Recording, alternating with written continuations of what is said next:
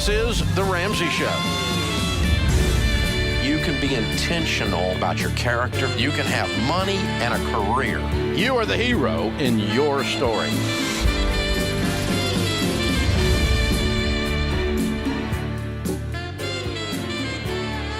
Live from the headquarters of Ramsey Solutions, broadcasting from the Dollar Car Rental Studio, this is The Ramsey Show, where America hangs out to have a conversation about your life and your money. I'm John Deloney, joined here by best-selling author, Ramsey personality, and all-around good human being, Rachel Cruz. How are you? Doing great, John. Yeah, Thanks. family's good? Yeah, we're good. Just surviving, you know. For real? Sort of thriving, too. It's sort good. of thrive? Yeah, it's almost the weekend. Can you sort of thrive? It's almost the weekend. Thrive sounds like a... Yeah, I don't know if you can sort of thrive. It is what it is. We're there. We're there. Very cool.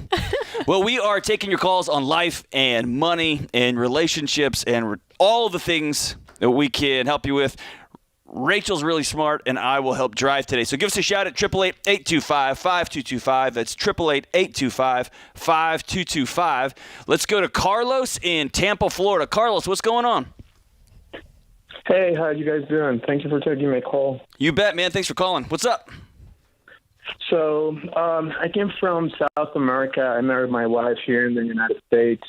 We have a baby, 5 months old now. And now we're trying to figure out what to do next. My plan was to get into a mortgage and get a house.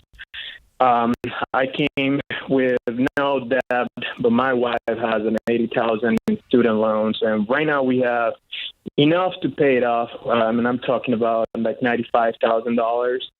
And the student loan is $80,000. But I'm trying to figure out if we should prioritize that instead of thinking about getting into a mortgage. And I'm just trying to get that advice from you guys. Carlos, you're a stud, man. How did you guys accumulate $95,000?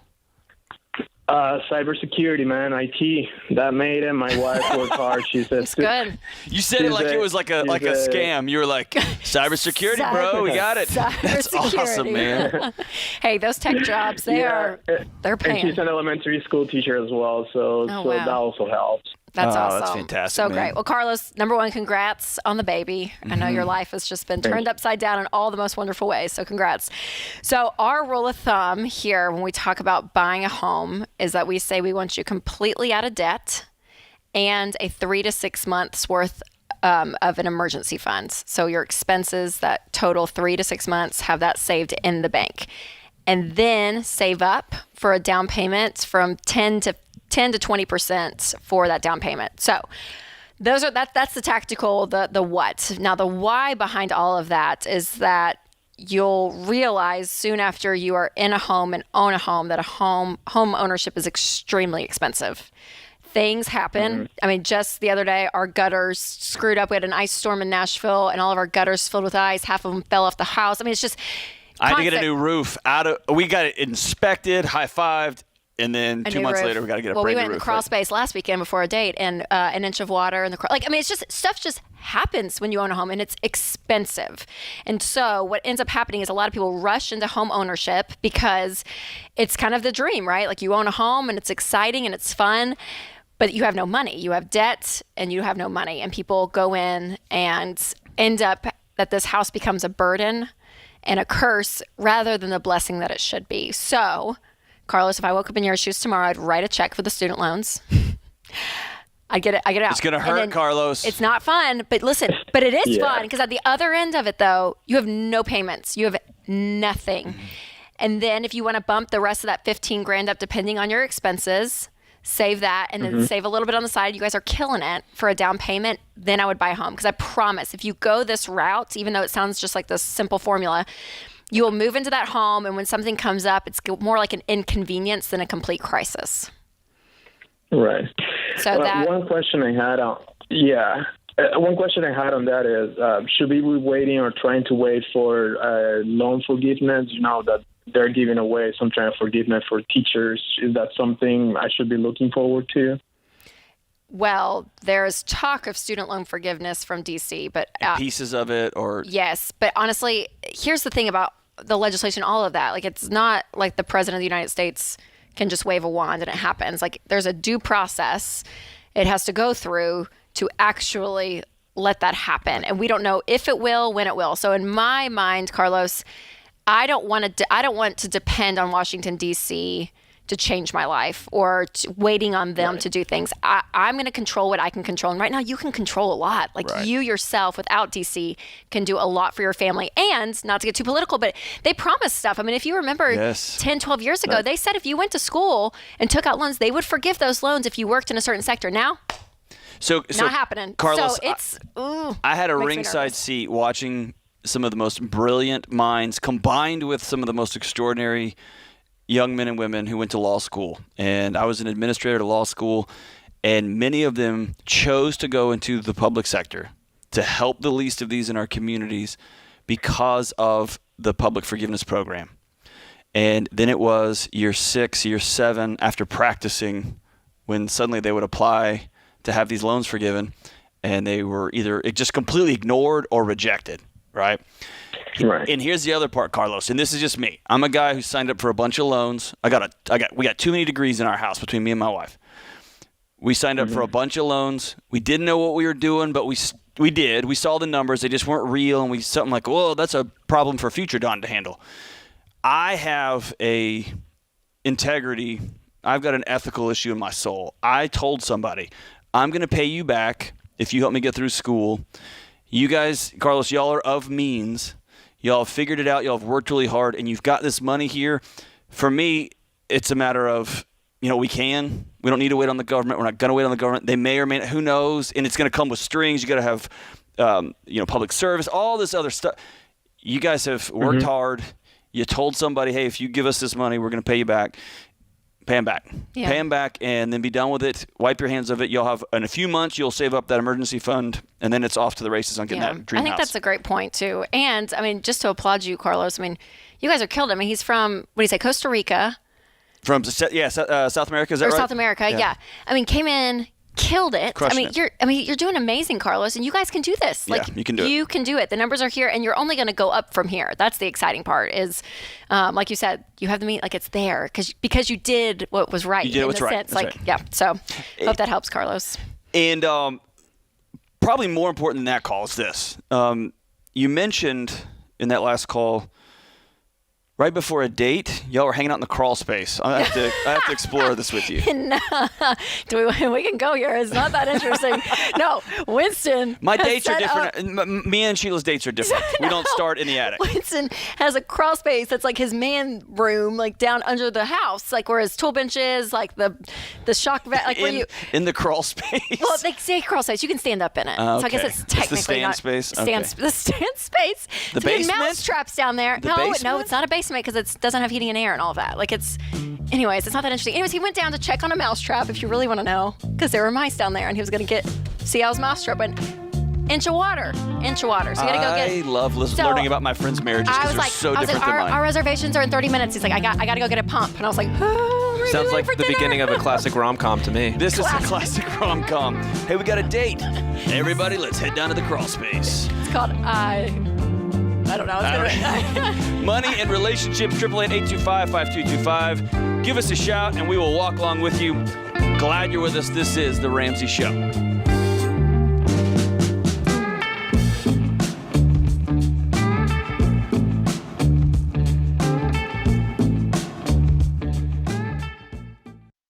What makes our show unique is that we genuinely care about our listeners. We're intentional about choosing the best advertisers to recommend. Blinds.com is no exception. They offer high-quality window treatments at unbelievable prices, and they make it simple to shop blinds, shades, and interior shutters with easy online ordering, free shipping, and a guaranteed perfect fit. Go to Blinds.com and take advantage of this week's special savings.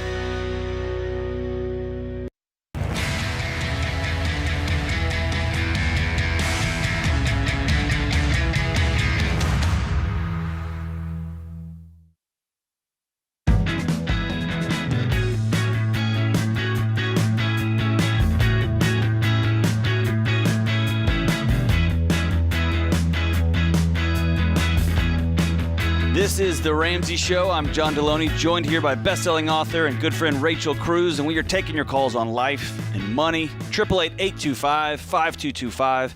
888-825-5225. The board's lit up, and Kelly's waiting for your call. Let's go to Adam in Syracuse, New York. Adam, what's going on? Oh, not much, Dr. D. Just getting back from work. Calling because I was wondering how to get my wife on board with everything that Dave says. I've been doing the program since late January, and I got about $40,000 in debt, not including her vehicle. With her vehicle, it'd be about $55,000. And I just want to change my family tree and be able to purchase our first home by next year. Oh, man, well, I appreciate your heart, dude, and congratulations on turning this first corner here.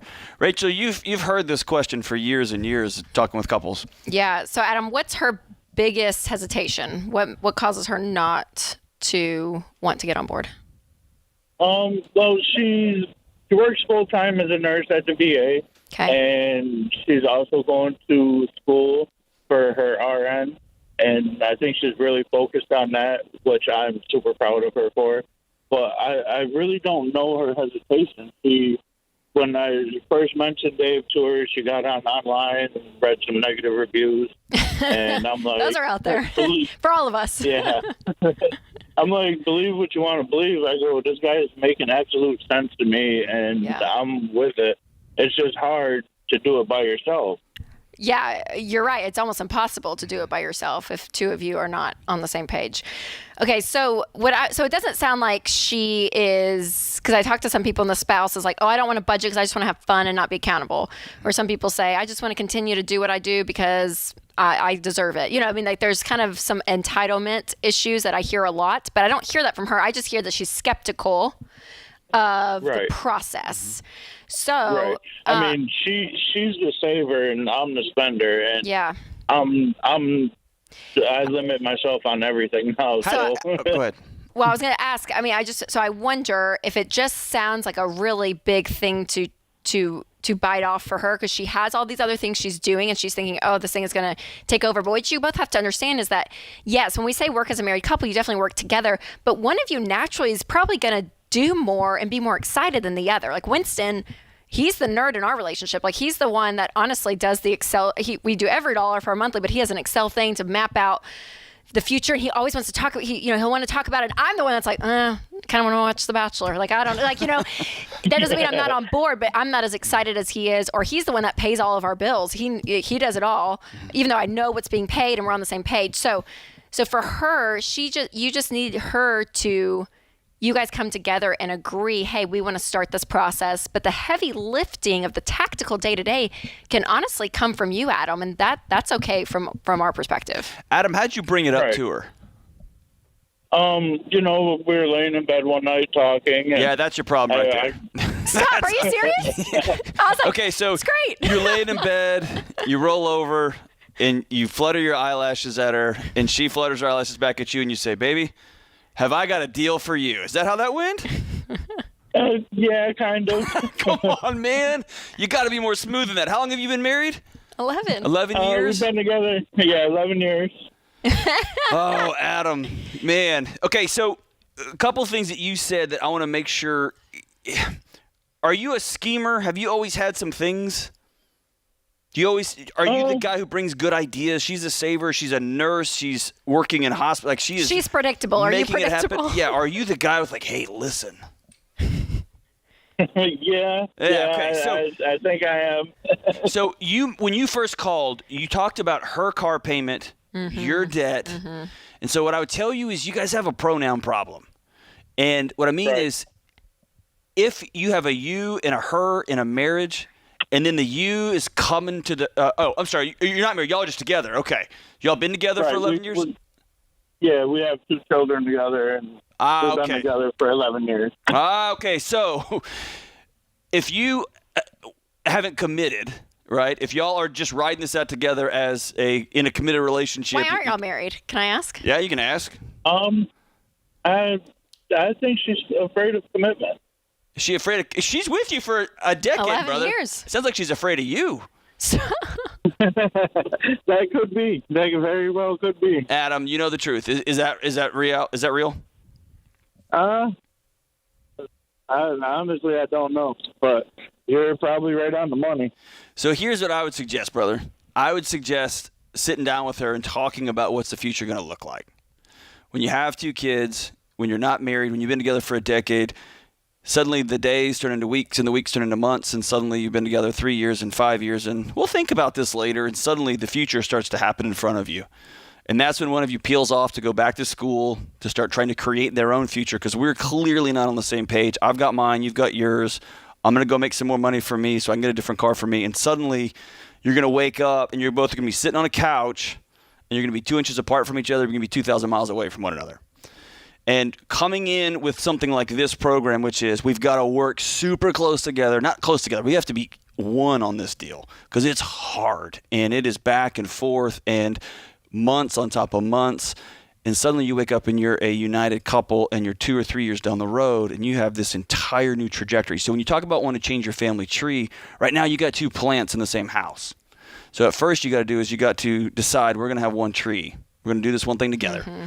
And we're going to raise these kids in a certain way. We're going to build a future together. And a part of building that future together, Rachel, is we're going to do money together, right? So your heart is right, Adam. Your spirit is right. Your ideas are right, but they're just out of order right now. And the first thing you got to do is to circle back to this extraordinary woman you've created a life with for the last decade plus and say, hey, let's make this a unified thing moving forward, right? For sure. And the richness that comes from that. So not just the commitment to say we're going to get married, not just the commitment that we're going to work together with our money, not just the commitment that we're going to do parenting together well, like that whole life that you're bringing together, it's almost like all these separate puzzle pieces and you start to bring it together and it is a beautiful thing. While I feel like people dog marriage, it's stable, right? Yes, there's something about it that the richness of your life, it increases because there's a level of vulnerability and unity that you've never experienced before to say, hey, we're going to be in this together. And it's something that I feel like is it enhances your life. And there's something about being tethered in, being anchored in, not even tethered, knowing being that anchored in. Yeah. And I'm going to fall off this mountain sometimes, but I'm not going to die, right? I may bang up the side of it, but I'm anchored into something, right? Yeah. And somebody may shove me off. She may shove me off, but we are anchored in here, right? And it's circling back to we got to be on the same page, working together. How hard is it? So you guys, how long have y'all been married? 11 years, 11 okay. Years. There's a myth that all of a sudden you wake up one day and you figured it out. And there's no more discussions, no more eye rolls, no more whatever when it comes to budgets. Right. That's not true, right? No. I mean, I think the logistical side of the budget goes pretty quick. Mm-hmm. Like the budget meeting, quote unquote, like we'll talk when we do it. And it sounds like, oh, of course she does. But we really, really do. Yeah. Before the month begins, we sit down, we're like, hey, let's look at March. Okay, well, we're going to the beach this week on spring break. We're going to do this and this. And you start kind of mapping out. And so all of that takes 8 to 10 minutes. Like we do that fast. But it's the other parts of being known by each other in a deep way, because money it reveals a lot of who you are. And so working that closely with your spouse, it can create some moments where you're like, oh, I mean, I'll be honest, like I love Amazon right now. I know people hate Amazon, but I'm like, I can't stop. And it's under his, like he created the account years ago whenever we got Prime. And so we obviously just share the account, but I know every time I buy something, he gets a notification. I'm always like, even though it's in the budget and I know it, I'm the spender and he's the saver. So even those things, and I'm like, hey, just heads up, I'm getting a new pan because our nonstick you know is we really need in the house. And we need a new pan. But it just creates the conversation. That's right. Which is what I love. And so for those of you out there who are 3 years in, 5 years in, it does get easier, gets more routine, but it always brings you back to a conversation. That's right. Right? That's right. We had one at Tractor Supply this weekend, me and my wife. And we'll hear about that coming up next. We won't. This is The Ramsey Show.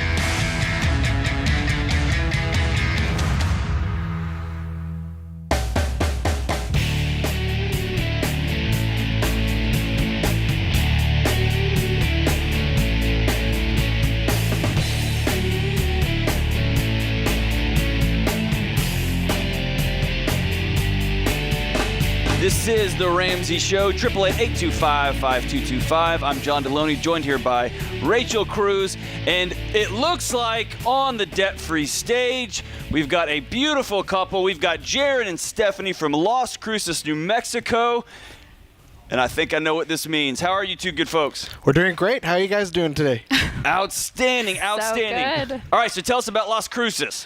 Las Cruces is a wonderful community that is about 1,400 miles away. We drove all the way here. You to come see drove you guys. all the way here. Yeah. How long did that take you? It's 20 hours. We broke it up in a couple of days, though. Good for you all. It was his birthday on Monday, so this is his present. Oh, for your debt-free scream to be your present. I love it. Very I love cool. it. And so you're here to do your debt-free scream. How much have you paid off? We paid off $140,466. $140,466. And how long did it take you? 15 months. Whoa. Did you sell a house? Nope. We get to own a house. You just crushed it. Okay, We so just- how much? What was your income? What was your range of income during this time? So we started at 188,403, and we increased it to about 206,512. 206,512. Are you the nerd? I am the nerd. I'm hearing all these very specific dollars. I was like, man, I'd be rounding up. Good for you. Good for you. So 188 to 206. That's still a lot of money to pay off in a year. That means you were making an extraordinary income, and you're living still on- doing rice and beans, right? Yeah. That's right. I mean, we both work in healthcare, and this last year there was all kinds of work to be done anyway. So we were able to pick up shifts and work extra wherever that may be. I mean, Stephanie is a nurse in the ICU, so I mean, she picked up an extra 12-hour shift for about 20 weeks, I'd say. Wow. Thank you. Thank you for your work, though. Yeah, I appreciate that. So Absolutely. take us back 15 months. What in the world happened? So I'll take it back a couple years ago. I mean, about 3 years ago, I'm a pharmacist, and I was doing a pharmacy rotation through the rural area parts of New Mexico, and a part of that was I got to stay with my uncle during one of those rotations, and he was well into Dave Ramsey stuff, and he knew that I had a large chunk of change to pay off with the Sallie Mae loan, and he's like, have you ever really thought about what you're going to do at that point? And I really kind of brushed him by for that moment, my Uncle John, and I picked up Dave Ramsey's book, The Total Money Makeover, and about maybe 6 months after that, and I was absolutely hooked right away, man. That book was fire, man. It was just incredible, and so about 2 years ago, my wife and I at that time were not quite married yet, but I had mentioned to her kind of the stuff that I'd been reading into, and I was kind of not wholly going into paying off the debt because, I mean, I was still learning what that was about, and she initially was not on page, but we got married, and we both put our bank accounts together and just were on fire from there, So this sounds like the start of a joke. A pharmacist sits down to explain something to a nurse, right? How did that conversation go where you rolled your eyes and you were like, no? There was a little bit of eye rolling, but we had a few road trips to Albuquerque where we listened to the Dave Ramsey Show together, and then I was kind of hooked after that because I got to hear it for myself. But a couple days after we got married, Jaron took me to my bank and used all of our wedding gift money, and we paid off my credit card. So that was kind of my introduction to what our marriage was going to be like. all that money that we got from the wedding was just sent away, and she just was like, eek, I can't believe it. So how does it feel now? Because you guys started marriage, this whole new way of looking at money. I mean, you did it all at the same time. So now you're on this side of it. You've been married a little over a year. You're debt free. It was just a crazy time. We were dealing with the pandemic like everyone else, trying to figure that out. Working as a nurse through that was difficult. And then we were trying to figure out budgeting for the first time, figuring out marriage for the first time. So it was a lot of firsts for us, and it was difficult, but we definitely praise God for all the support that He's given us. Absolutely. And this was all Him. That's all that's what we wanted to say when we came here. That's why she was working 12-hour shifts. She's like, I'm good. I'll be out. I'm going to go do this. So what kind of debt was this? This was obviously pharmacy school is really expensive, so student loans. What else? My student loan, because I had gotten out of nursing school a while before that, but I was just paying the minimum payments. I thought I would never be out of debt. That was my mindset until Jaron kind of showed me that we could do something different. So. And then a little credit card. Yeah, just a little credit card. Yeah. Mostly selling. That the wedding gifts took over. Yeah, that's awesome. That's awesome. So you guys, the beautiful thing about your story is that you're starting all of this together. Where we talked to some couples, we just took a call last segment, right? And they're together, but they're not working together, and they've already created these kind of money habits in their own lane. So you guys started from the beginning. So what encouragement do you have for couples that are dating, maybe they're engaged, to get on the same page? Like, how important is it, do you think, to be one in the subject when you get married? Absolutely. I mean, I could not have done this without Stephanie. This was all kind of something that I had brought to her attention. But if it had been just me and not her, I mean, there's always that wedge that's always going to be there, and that is something that we didn't want for our marriage. We wanted to go into our marriage knowing that we don't have to worry about the money issue as an issue. If we kept our bank accounts separate, it would have been a little bit more, there's more of a chance of it causing an issue or trouble. I mean, you guys know the rates of divorce. I mean, that's not something that we wanted to be in our marriage, and we knew what it did. Yeah, no, it's right. No, you're exactly right. And two, last question with marriage, because I think we did a thing, money and marriage. So this is always fascinating. I love talking to married couples about it, because would you say your marriage is stronger now than it would have been? Yes. I think that the most important thing, a part of this is, there's a whole grind that goes about being able to pay off this debt, and I've absolutely lean on Stephanie and a lot of the things that we were able to do, but God, oh my gosh, like there's times that, you're just watching your paycheck go straight towards the government. And we're living on much less than what even Stephanie made. And it's hard. It's incredibly hard. It's just sometimes it's unthinkable. Like, why can't we, go out to eat like we used to? That's something we really enjoy.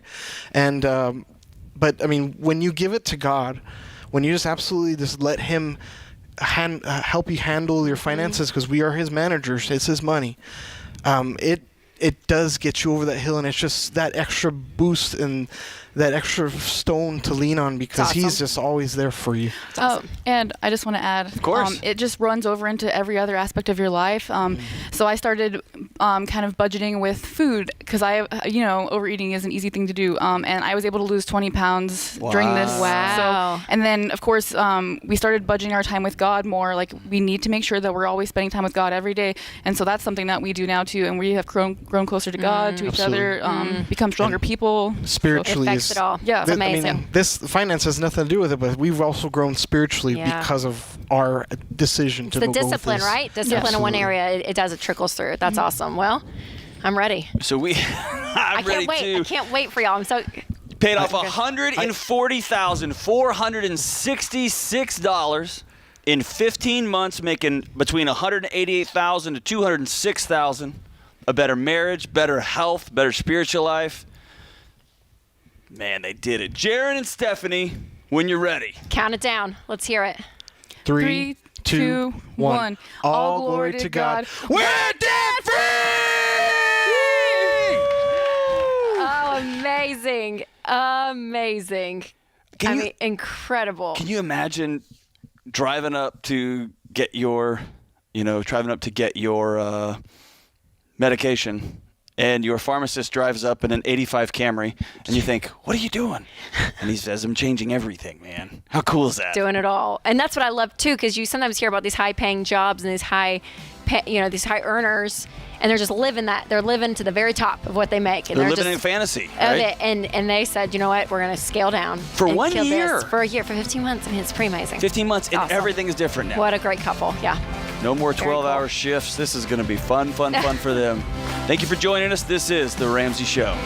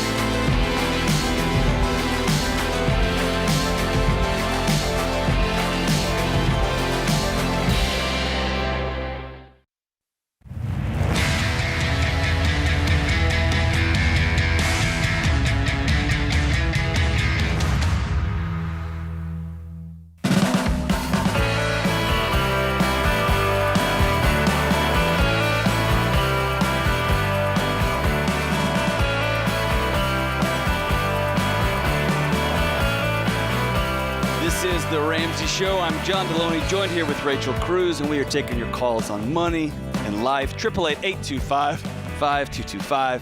888-825-5225. Let's go to Mark in Washington, D.C. Mark, what's going on?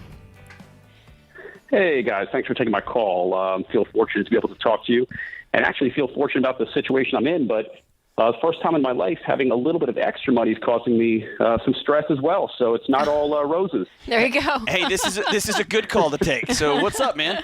It's a good call. Here's the picture. I'm 44, hoping to retire at 60. I'm a wife and two kids, 8 and 10. About $100,000 in the bank, $700,000 in retirement, 401k, SEP IRA, HSA brokerage, that kind of thing. I have a pretty good income. Over the past couple of years, it's pretty much tripled. Wow. I'm in about $350 to $450. Yeah. Just changed jobs, still in the same profession, but what do you do, man? Just a better compensation. I'm a surgeon. Okay, so you don't mess around, huh? I was hoping to get on the radio soon because I have a case at 4:00, but we're good. I have a small case. I'm going to be on time, so it's okay. You're replacing a knee as we talk, man. You're a talented guy, Mark. So what's up? So anyway, the only debt I have, med school, and I've been reluctant to pay it down. It's at 1.75%. Started out about $200,000. I got $120 left. Okay. Mortgage, house is about 1.1 and down to 550 on that. Refinanced recently about 2.25%. That's my only debt. No credit cards, no cars, nothing like that. Okay. So, recently I came across a bonus from work for 2020. As the last couple mentioned, 2020, terrible in general, but for healthcare workers, it did give us an opportunity to earn a little bit more. Sure. So I came across a work bonus, about $169,000. Yep. And where I'm struggling, and I'm not trying to say I'm in a terrible situation, but I have bouncing around in my head, how much do I keep in the bank? I've never started a 529. How much should I put in a 529? Do I do a 457B? Dump it all into a brokerage account? Do I look at long-term care? So I'm in that position, and I just sort of can't figure out what to do. You got it, man. Well, thank you so much. Number one, you keep using very passive language. You just we're walking on the street and stumbled into a bonus. My guess is you worked your butt off in some really scary situations. You were there when people were hurting, and you earned that bonus. And I'm grateful for all the work you have done, and I'm grateful for your wife holding things together while you've been working like bananas this year. So you earned the bonus for sure. So I have worked behind closed doors with doctors, with their just coaching folks through mental health challenges, through relationship challenges and whatnot. And I'll tell you something that's always been a mystery to me is the love affair between a doctor, a medical practitioner, and their student loans. You guys love them. You love to hang on to them and pet them and sing to them as though y'all are in love. And here's what I think it is. I've got one person that I work with now whose kids are in college. Still has his student loans, right? Loves them deep in his heart, right? And I give him a hard time about it, but it comes down, I think, to looking at this as a math problem instead of a psychology problem. And so if I'm you, and Rachel, hop in here. Yeah, sure. I would take that $165,000 and I would pay off my med school before the day is over today. I'd pay it off. I would be free from all of that. And then I would start considering going down the rabbit hole, getting my house paid off, and then moving forward there. And kids' college. Yeah, I was going to ask, Mark, what causes you? Do you relate to what John just said? But what causes you to keep the 120 around? Yeah. So, it's just the leverage of the 1.75%. I have this challenge, in my life to meet somebody that has a lower interest rate on their student debt. Yeah. And I haven't come across that person yet. I'm out of med school about 20 years, 30-year loans, but I just feel like I can beat that rate. It doesn't weigh on me, having that burden. It really doesn't. My wife's totally fine with it. I just feel like I can beat that rate. Yes. Beat that return. So I think that, like you're saying, you're hitting on the math stuff and you don't feel like it's weighing on you and all that. And you're in a great position. So honestly, you're not losing sleep at night over this thing. You're not, mathematically, because it's a small percentage of everything you have. But I would tell you, Mark, if you paid it off today and you woke up tomorrow, I guarantee you there is a level within you, spiritually, emotionally, all of it, that just is going to exhale. Just a little bit. You may not even realize it because you've been hanging on to it for so long. So what we teach is getting completely out of debt, first and foremost. And so that would mean, yes, just going and paying it off, just getting it out of the way. You have cash in the bank. Earlier in the call, I wrote it down. You have $100,000. What was the $100,000 at the very beginning of the call? Is that cash that you have? I know you have $700 in retirement. Yeah, $100,000 just sitting in a savings. Yes, that's great. Okay, so I want you guys to get and see how much is 6 months worth of living of expenses for you guys. You're in DC, so it's probably going to be a little bit higher dollar amount than someone living in Iowa. Figure it out what your lifestyle is and keep that. So maybe it's that, maybe it's a little less, a little more. I don't know. So put that aside. Keep that just boring in a boring money market account, boring savings account, because that's going to be your liquid emergency fund if something happens. Then I would start to look at your kids' college, and their ages again are what? 10 and 8. 10 and 8. So I would set up, yes. So you may not even qualify because of your income for an ESA. So you may want to look at a 529 plan and start putting some money away for their college. I think would be the next best step to look at. And then at the same time, be funding retirement and throw an extra at that house. And because you have your house halfway paid off, which is amazing. So, I mean, you have like we said, an incredible situation, Mark. And I think you can make a lot of ground financially if you just stay focused. You're doing a couple of things here and there. It's kind of all over. But if you just make these steps and you guys do them, you're going to find progress financially so much faster, I think, than you have. Mark, what kind of surgeon are you? A cancer surgeon. Cancer surgeon. Oh, okay. wow. And so are you on the front end, or are you more in stage 4 acute care? Well, actually both.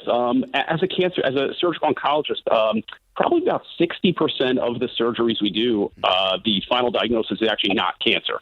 Right. So, there's people that get referred to us. So I'm on the front ends, but I'm also, an everyday sort of surgeon, working in the office, working in the OR. So is there a early on, especially March of 2020, April, May, the folks in my sphere, just my buddies and folks that I am connected to, man, they puckered up the elective surgeries overnight, right? And there was some folks that were really scratching their heads about, man, if we don't open up some of these low-level things, the whole hospital system rolls over because so much of our income is based on come on in. Was that your case too? So it's really interesting, right? So we shut down for 6 weeks in April and May. The health system, I work for a health system, publicly announced they were losing about $100 million a month due to the elective surgery crisis. So there were places crumbling, sure. And we were concerned about, obviously, the health system, the patients we take care of, our own livelihoods. But I don't know if you're seeing this in your sphere, but what I have seen is now that people are home, people want their elective surgeries because they don't have to miss work. So I did more surgeries in 2020, even with shutting down for 6 weeks, than I ever had done any other year in my career. And that trend is continuing. Yes, very cool. So here was where I was aiming, and it rebounded really well for you, which is excellent. The folks that I talked to on the front end of this deal really got scared, because they thought that elective surgery world was over. And here's what I'm getting at.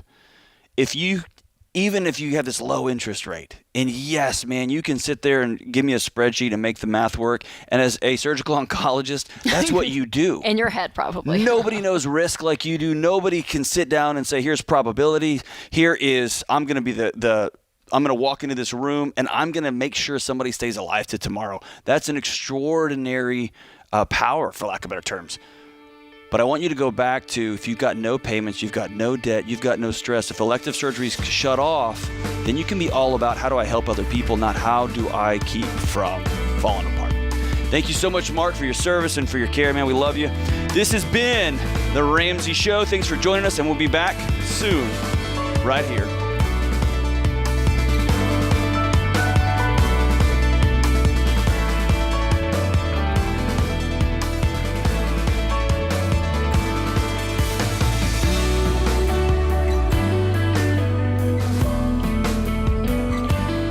have a friend or family member that needs a daily dose of Ramsey advice in their life? Let them know about the Ramsey Call of the Day podcast. It's a quick hit of advice about life and money in under 10 minutes. Check out the Ramsey Call of the Day podcast wherever you listen to podcasts.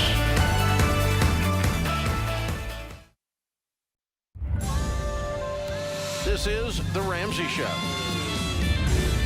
You can be intentional about your character. You can have money and a career. You are the hero in your story.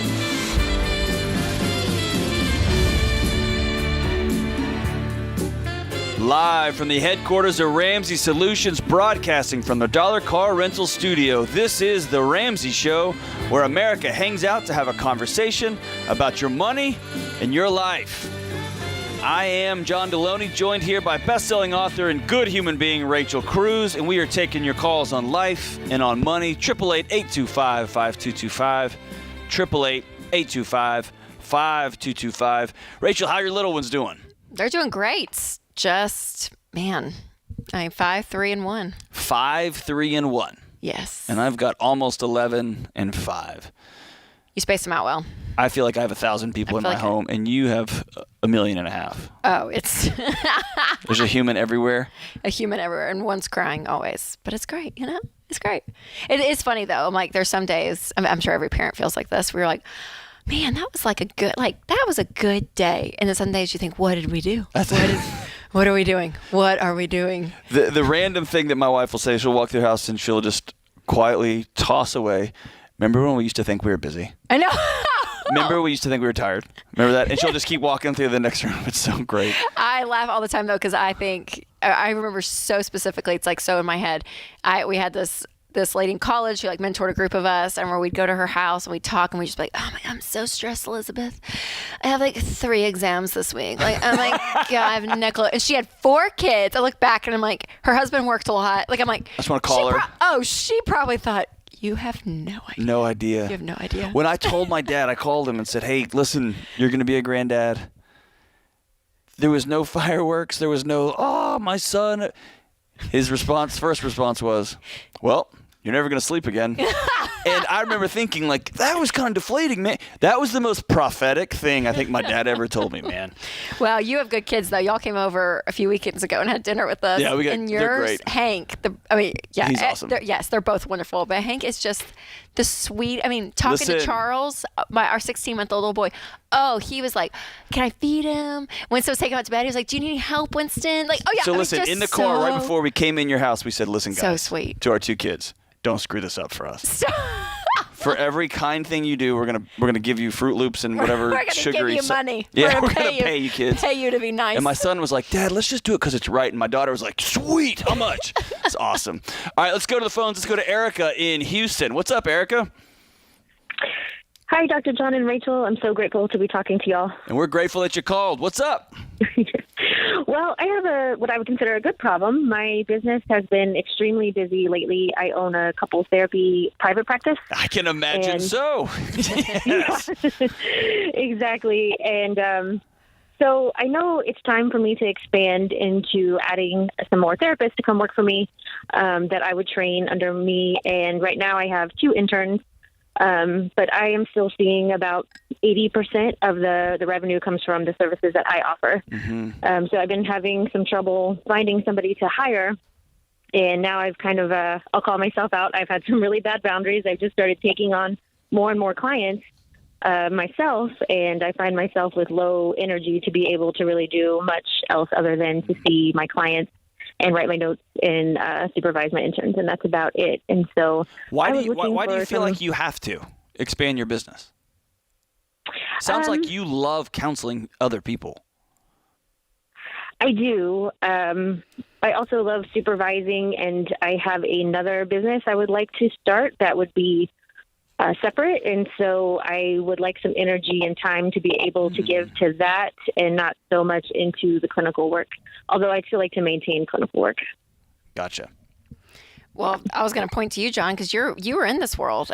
Yeah, what I find with therapists is you get to a point where it's exhausting, right, Erica? You see clients 8 hours a day, and it's at weird hours, and it's one of those things where if you stop and just like, hey, I'm going to go home tonight and have dinner and watch a TV show, there's that part in your brain that says, well, that was $100, right? You can always be working, always moving. And then the next conversation is, what's passive income look like? Are we going to write a book? And then you realize there's not a lot of money in books, and I want to create a curriculum, and I want to start working. So you just start expanding. So why do you want to expand things? Do you want more money? Do you want more reach to help more people? What's your goal here? I think it's two of those things. I do want more reach to help more people and be able to offer a variety of services so that we can treat more people across the community. And then my other business is also focused on mental health, so minimalism and mental health. And I'm going to need some time and energy to be able to put into creating that content to be able to put that out into the world, which would also help more people. Gotcha. Are you able to let other people do their job under your umbrella differently than you do it, but still effectively? Yes, I've been working on that. I did hire a virtual assistant not too long ago, and so I think that's given me some muscles in that, although that is difficult for me. And I would say too, Erica, and you can probably speak into this, John, because you're specific. My brother-in-law, he's a therapist, and has a wait list, all of that. I mean, like it's insane. But people come to see him, not a practice necessarily, right? They want him. So how much of your clientele, Erica, would be okay to go see someone else? Like the percentage in that, because I know that therapy, it's such a personal thing, right? You that people want to see you. I know that's why you're so good. What would it look like to bring on, say, those 2 interns, but you make them full time? Do you think you'll still have the same amount of business? Will your clients feel comfortable going to someone else?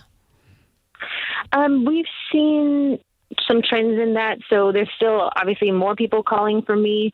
Once they learn that the other people are trained under me, most clients are pretty open to it. That's great. That transfer of trust there. Yep, perfect. So here's what I'd recommend, Erica.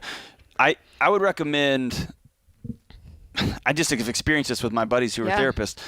They get so excited, and then they go to a training, and it always comes at a time when they're exhausted from their day practice, right? They're just hearing the same married couple fights over and over, and they know what they're doing, and they're good at it. In fact, they're excellent at it. They're getting the same calls, and they go to a training, and they experience something new. And they're like, I want to do this with this group of people, and I could crank out this business, and I could hire these people. And then you get a napkin somewhere in a restaurant, and you map it out, and you realize, oh, we could make this much money and help this many people. And then you start, as our friend Ken Coleman says, you jump off the dock before the boat's all the way up, right? And so I'm going to do 2 things. One, we're going to give you a copy of our friend Christy Wright's Business Boutique, which is going to give you some actual...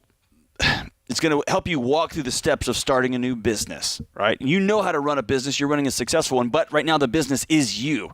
And so how do you step away from this business and then come up with, how do I hire? How do I train? How do I do payroll? How do I do HR? How do I do training? How do I do marketing? All of these things while also keeping the practice going. And the second thing is, I want you to take some time to, I don't sound so cheesy. I want you to take some time to dream and actually paint a picture of what this is going to look like, right? Yeah. What would a Friday afternoon look like for you if your real business is running, your supervision business is running, you've got a group of counselors trained underneath you, and then you're going to have to reverse engineer that back. And what do you have to start doing right now to begin to build that practice? And then you're going to have to work on those boundaries, and you're probably going to have to see one of your buddies to help you with that one, Erica, because that one's a challenge for all of us who love helping other people. But I appreciate your question. And Houston needs more therapists. I'm glad you're there. Don't give up on it. Hang on the line, and Kelly will get you that book. Stay tuned. This is The Ramsey Show.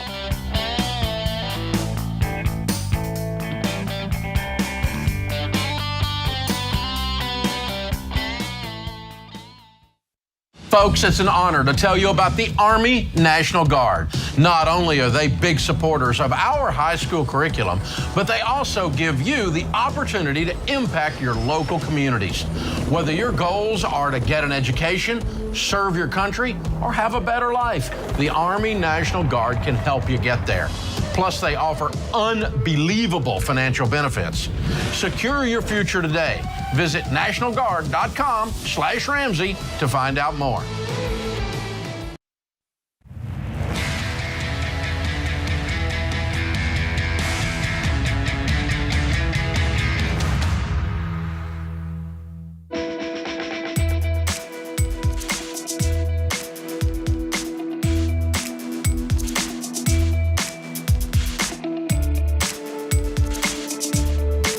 888-825-5225. Taking your calls on money and life here on The Ramsey Show. Let's go out to Charlottesville, Virginia, and talk to Logan. What's up, Logan? How are we doing? Hey, John. Hey, Rachel. How you guys doing? Good. What's up? So little debate here between my fiance and I. Oh, you're going to drag us into it, huh? We'll be the tiebreakers. Absolutely. So we're getting married on May 30th, so coming up pretty soon. Congrats. And we recently started FPU. We're feeling pretty good about it, pretty gazelle intense between the two of us right now. We're working 7 jobs in 2 weeks. We went from $11,000 in debt to $2,800. So way to go, man! Working pretty hard with Killing that. it. Yeah. Thank you. So, and I know this is a little farther down the line, but one of our goals is to purchase a house with cash within the next 10 years or so. However, I was thinking about it, and I think so. What she wants to do is just save up after we get done with baby step 3, go into 3B, and save up specifically for the house. However, I think because of how young we are, I think it would be more beneficial to use that time to open up a Roth IRA and max that out at $6,000 every year, and then what's left over after investing into that, put into either a money market or a mutual fund to save for a large down payment on the house. Because right now I'm 19 and she's 20, so the yield on that would be a lot bigger if we start earlier. Sure. So the debate is save up and pay cash right away for the house, or not right away. It'll take years to save, obviously, or go ahead and take out a mortgage and continue on. That's the debate, right? Save up and pay cash. Well, no. Either way, we'd be purchasing the house at the same time. It would just be, do we want to spend these 9-10 years before we buy just saving for the house, or should we invest into retirement? And then what's left over after investing every year, put that into a savings for a large down payment on the house.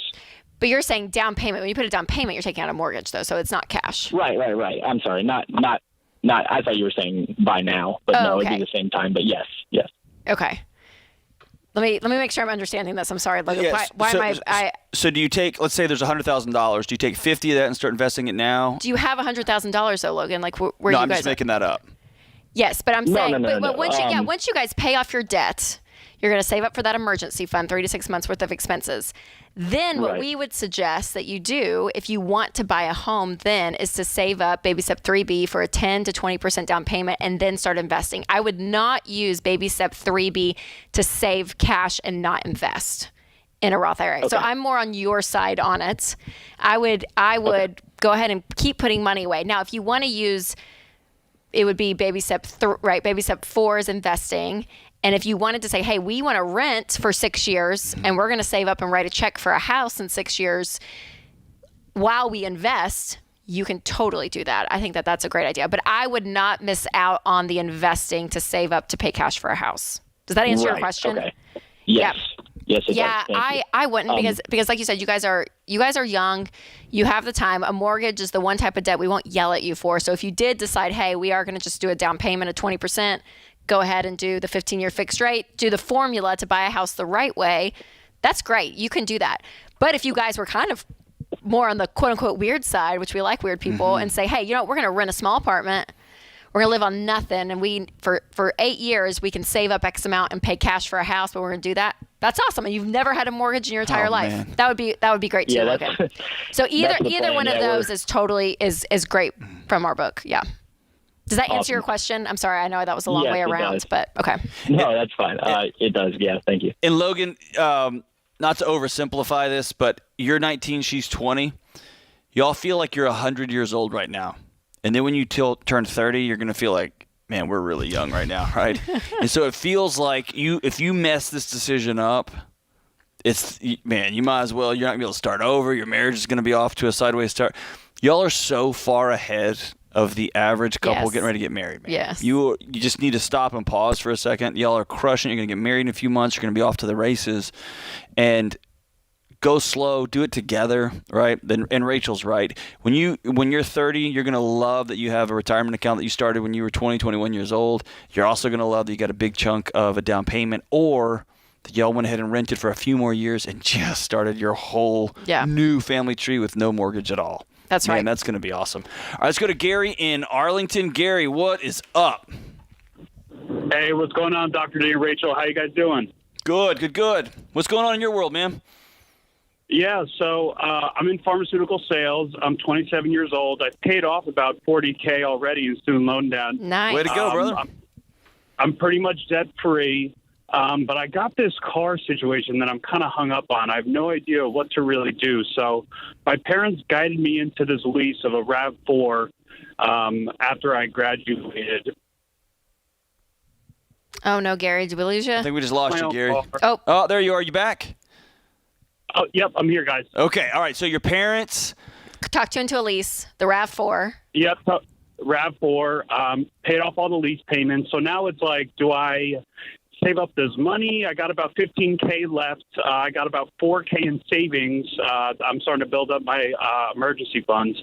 But I'm just wondering, like, should I, like, build up and start saving to buy this car? Should I maybe take out a loan, pay it off, sell it, take that equity that I have left, and then maybe try to roll that into a car that's a little bit more affordable, since I am going to burn this car into the ground with how many miles I drive. So I'm just wondering, like, what I should do with this car. I feel like it's going to be a sunken cost if I don't, like, just keep on trying to, like, maybe save up for it, like, buy it. So I was just wondering what you guys thought. Yeah, and the $15K is, what was that? You said I have $15K in what? So the $15K is to buy the car. Like, to buy the car. Okay, I hear you. Yep. So the lease payments are done. So I'm just like, what do I do with this? Like, I feel like I almost have a part of this car, but it's like I would just kind of hate myself if I just, like, gave it up.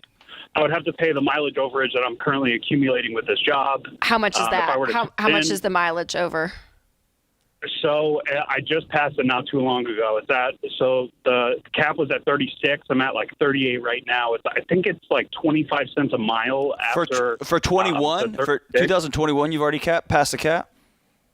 Oh, no, this is a 2018 RAV4. Okay. No, but I'm asking you, are you talking about for the year you've already passed your cap? Or for the amount of the lease? Or for the arc of the lease?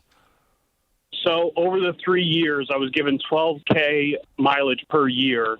And I've already passed that. Like I'm past the 36K that's been allotted for the lease. So you're so the lease is done, correct? Lease is done. Okay. The lease payments are done. I would need until the end of this year, and that's when the lease is technically up, and that's when I need to make a decision. Am I buying this car? Am I going to turn it in? Yeah. Do I buy and sell it? Yeah. If you don't, Gary, if I didn't have the cash to go ahead and buy it, whatever if it's that $15,000 or less at the end of the year, depending on the lease payments, I wouldn't buy it. I would be done with it, even though you kind of take the hit, and then just start over, chalk that up as a mistake, and then go pay cash for another car. Because that's okay. How far? That'll be cheaper than $15,000. What's your penalty going to be? Do you know? Well, if I keep on driving it, like that 25 cents a mile is just going to start accruing. That's just going to be ridiculous, I think, at the end of the year. Yeah. So, like, that's why I'm trying to what should I do with this car? Like, do you guys think, like, taking out a loan and then, like, trying to sell it and then pay back the loan immediately once I sell the car and then do it?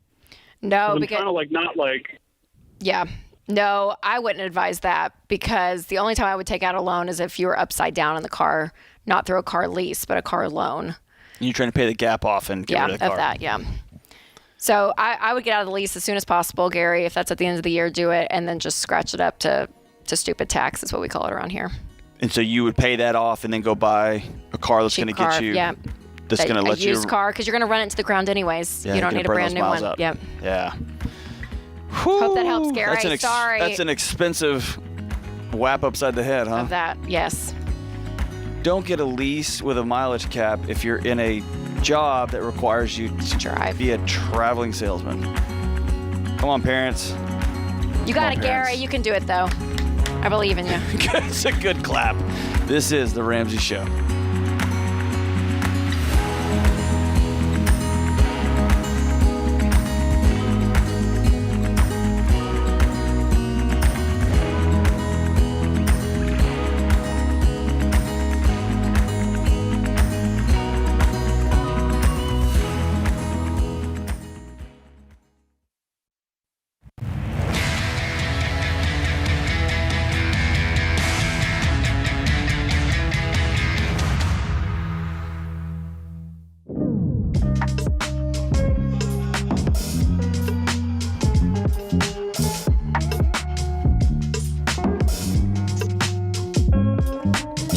888-825-5225. Taking your calls on money and life. Let's go to Justin in New York City. Justin, what's going on? Hi, guys. Nice to speak with you. I've been listening to Dave for a long time, and I've been focusing on my family, my wife and myself, and our income and getting our debts taken care of and such. But it took me a while to realize that my in-laws have been failing on their own. And I'm trying to get them to move out of their home and downsize to a smaller house. And having that conversation hasn't been going so well. And, my brother-in-law's been giving them money to take care of their mortgage for a while, and they can't afford the house they live in. Yeah. They do have equity in it, and I'm trying to get them to sell and cash out and then downsize. And I wanted to get your opinion on how to go about. What's their reasoning, Justin, to stay in the home that they can't afford and they're having to take money from their son to pay their mortgage payment? I don't quite understand all of it, but it's they've been in the house for 25 years. Okay. They've come to live in that lifestyle, and downsizing just, I guess, they think they will be looked down upon, I guess. It's a hurt to their ego. It's like a kind of a little bit of an ego thing. Correct. Okay. Not enough of an ego hit that they're going to take money from their children to keep this mirage that's up, what right? I've been saying. Yeah. So this is going to be hard to hear. As a son-in-law, I don't get through it. Yeah, and here's the thing. There's nothing you can do, man. I say nothing you can force upon them. You can be a kind person. You can have this one hard conversation where you are respectful and you treat them with dignity, and you take a more curious route. Hey, tell me about what the plan is moving forward. You're working on your legacy with their daughter and with whatever family y'all are going to have. It can become a curiosity thing, but man, you can't walk in and make anybody do anything. And as you know, this isn't a math problem. When grown people start taking money from their kids, not for food, but for a fantasy, man, we have left the cognitive reasoning area, right? That ship has sailed. Yeah, absolutely. I mean, that's it, Justin. I mean, it's kind of it's a hard answer to your question, which is how do I convince my in-laws that they need to downsize? You can't convince them. I mean, I think that you can be a place to say you and your wife can choose not to enable that behavior. So if their son can't afford, it gets to a point where he can't afford the house payment, you guys can set a very clear boundary that we're not going to help you fund this lifestyle, and we will not be that backup. I mean, there's things, that you and your wife can have together to know this is how we're going to do our life and our marriage versus how they're doing it. But yeah, there is no convincing unless they're asking questions and want to know. So, Justin, have you sat down with your brother-in-law and talked to him about his enabling of their lifestyle? Yeah, I've been having that conversation as recently, and he gets it and he understands, but I don't know if he's assertive enough to, really go hard and cut them off. Yeah. To kind of direct them in the direction they need to go.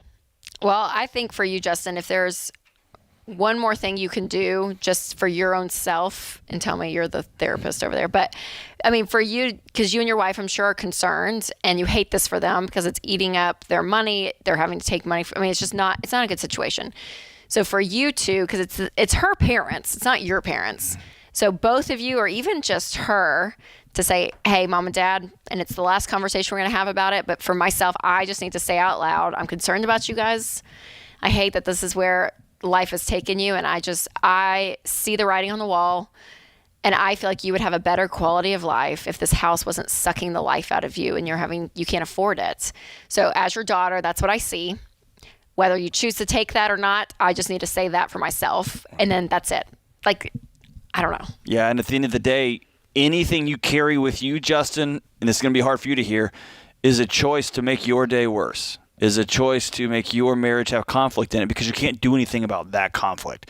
Like Rachel said, you and your wife can talk about how firm your boundaries are going to be, not if, but when they come knocking on your door for money, how firm your boundaries are going to be if and when they lose this house because they run out of money and they're going to have to move in with you. Y'all can have those conversations now. But, man, there's no sense in just beating your head against the wall. It's not going to change. It's frustrating. And parents, don't rob your kids of their legacy because you're living in a fantasy world. Don't do that to your children. If you need money for food, if you need money for medical care, yeah, you call your family. if you think, wow, we got this really big house and it's important to us because we feel, don't do that to your legacy. Come on. All right, let's go to TJ in Nampa. TJ, what's going on? Hi, Dr. D. Rachel. Thanks for taking my call. I appreciate it. You got it, man. Thanks for calling in. What's up? Well, I need a little bit further advice on what next to target on our debt snowball here. You've got a genius sitting next to me, so you called the right place, brother. So what's up?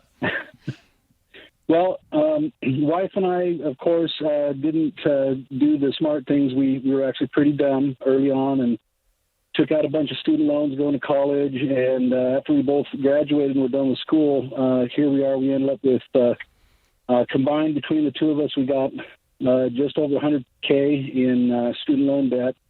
We wised up after we had a shocker when there was a kind of a family event that happened, and it forced us to move back in with my folks for about 3 years. But during that time, we paid off all of our unsecured debt other than just the student loans. And now we've finally started to climb back towards solvency, and we got the house that we've been in for about 3 years. We just recently refinanced it to get it down to a fixed 20-year. It was on a 30-year variable.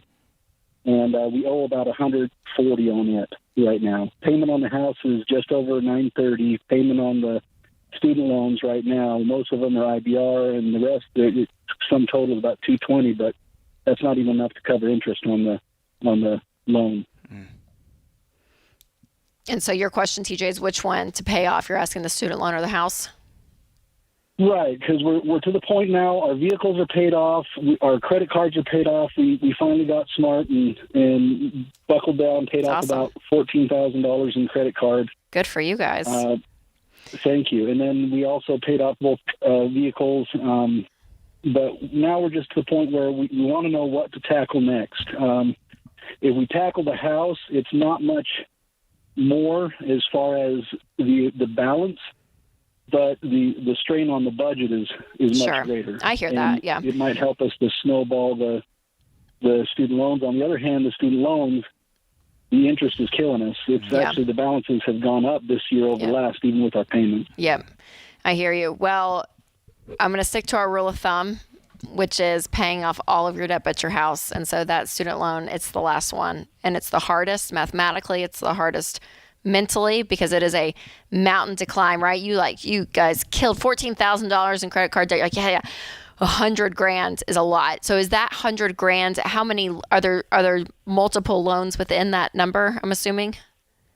Yeah, there's about 8 to 10 loans in So there. what I would do, TJ, because there's almost a mental game to this. We always talk to people about when you're paying off debt, that you need that momentum, right? And you guys kind of felt that. I could hear in your voice. Yeah, we paid off $14,000 in credit card debt. Like, you can feel it. So on a sheet of paper, I would map out, I would break out that $100,000. So instead of trying to tackle Everest, you kind of have these hills, right, that you're working towards, and that's going to continue you guys on. So I would for sure tackle the student loan debt, and if you can break it up, even just for your own sanity, I feel like that would be helpful as well. When my wife and I had 6 figures of student loans, this sounds so cheesy, but we made little chains. Yeah. And they were of the little loans, right? And every time we got one, every month, we would tear one off. And some months I would just sit there, and we actually hung it in our bedroom. How's that for That's romantic. hot and heavy bedroom decor? I bet Sheila was like, thank you, John. Thanks, man. That's all I wanted. John, you really just know how to doll up a room. But some months you sit there and see it, and it just, but you never forget it. Right. And then it gets smaller and smaller. But it's just eating that elephant one bite at a time. That's right. Oh, man. Thanks for that call, TJ. Just keep plugging away. Little steps, little steps, little steps. You got this, you got this, you got this. We'll be right back. This is The Ramsey Show.